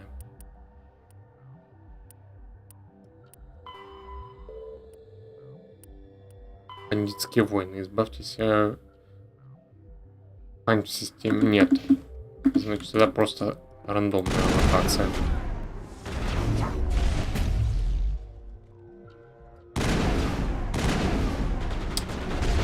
Ты издеваешься?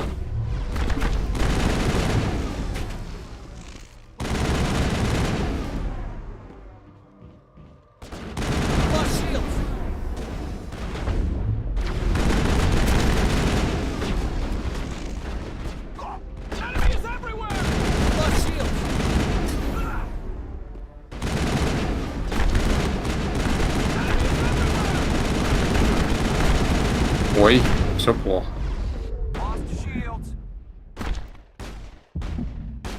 А где последний сейф? На входе хоть, надеюсь, или нет?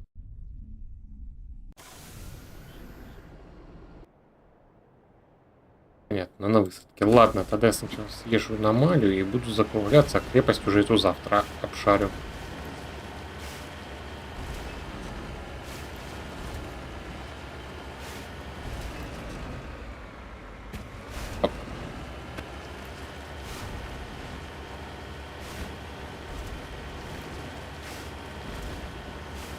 Хорошо, едем. Музычки-то какой-нибудь не хватает.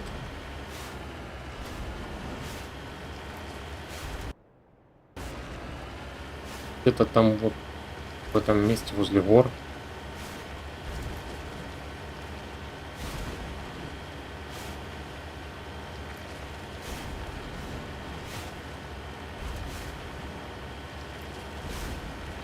Ну и чего мне тут предложат?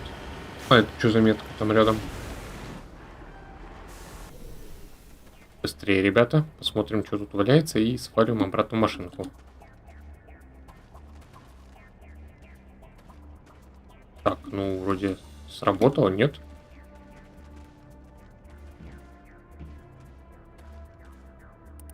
Артефакт.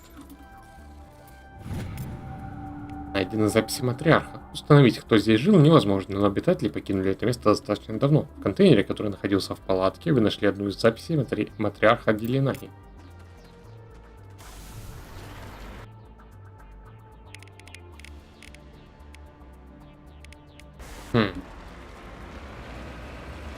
Съезжу, гляну, что это за метка такая. Стоять. Это ящик. В ящике должен быть лут. Так, пистолет и легкая броня исследователей. Ну, посмотрю так сразу. Пистолет. Лезвие 3. Так себе. Костюм. Тем более так себе.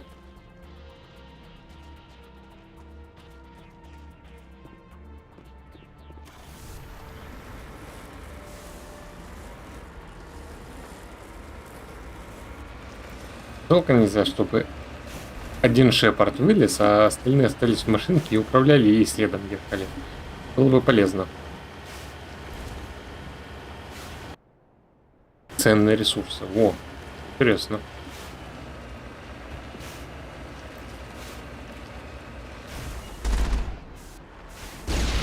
Месторождение Тория. А ну-ка. Что я могу с ним сделать? Разведать.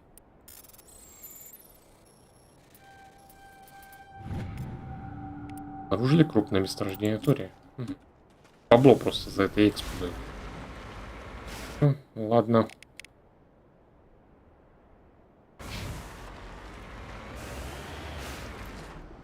Хватит тогда на сегодня. Сохраняюсь. Спасибо за компанию и до встречи.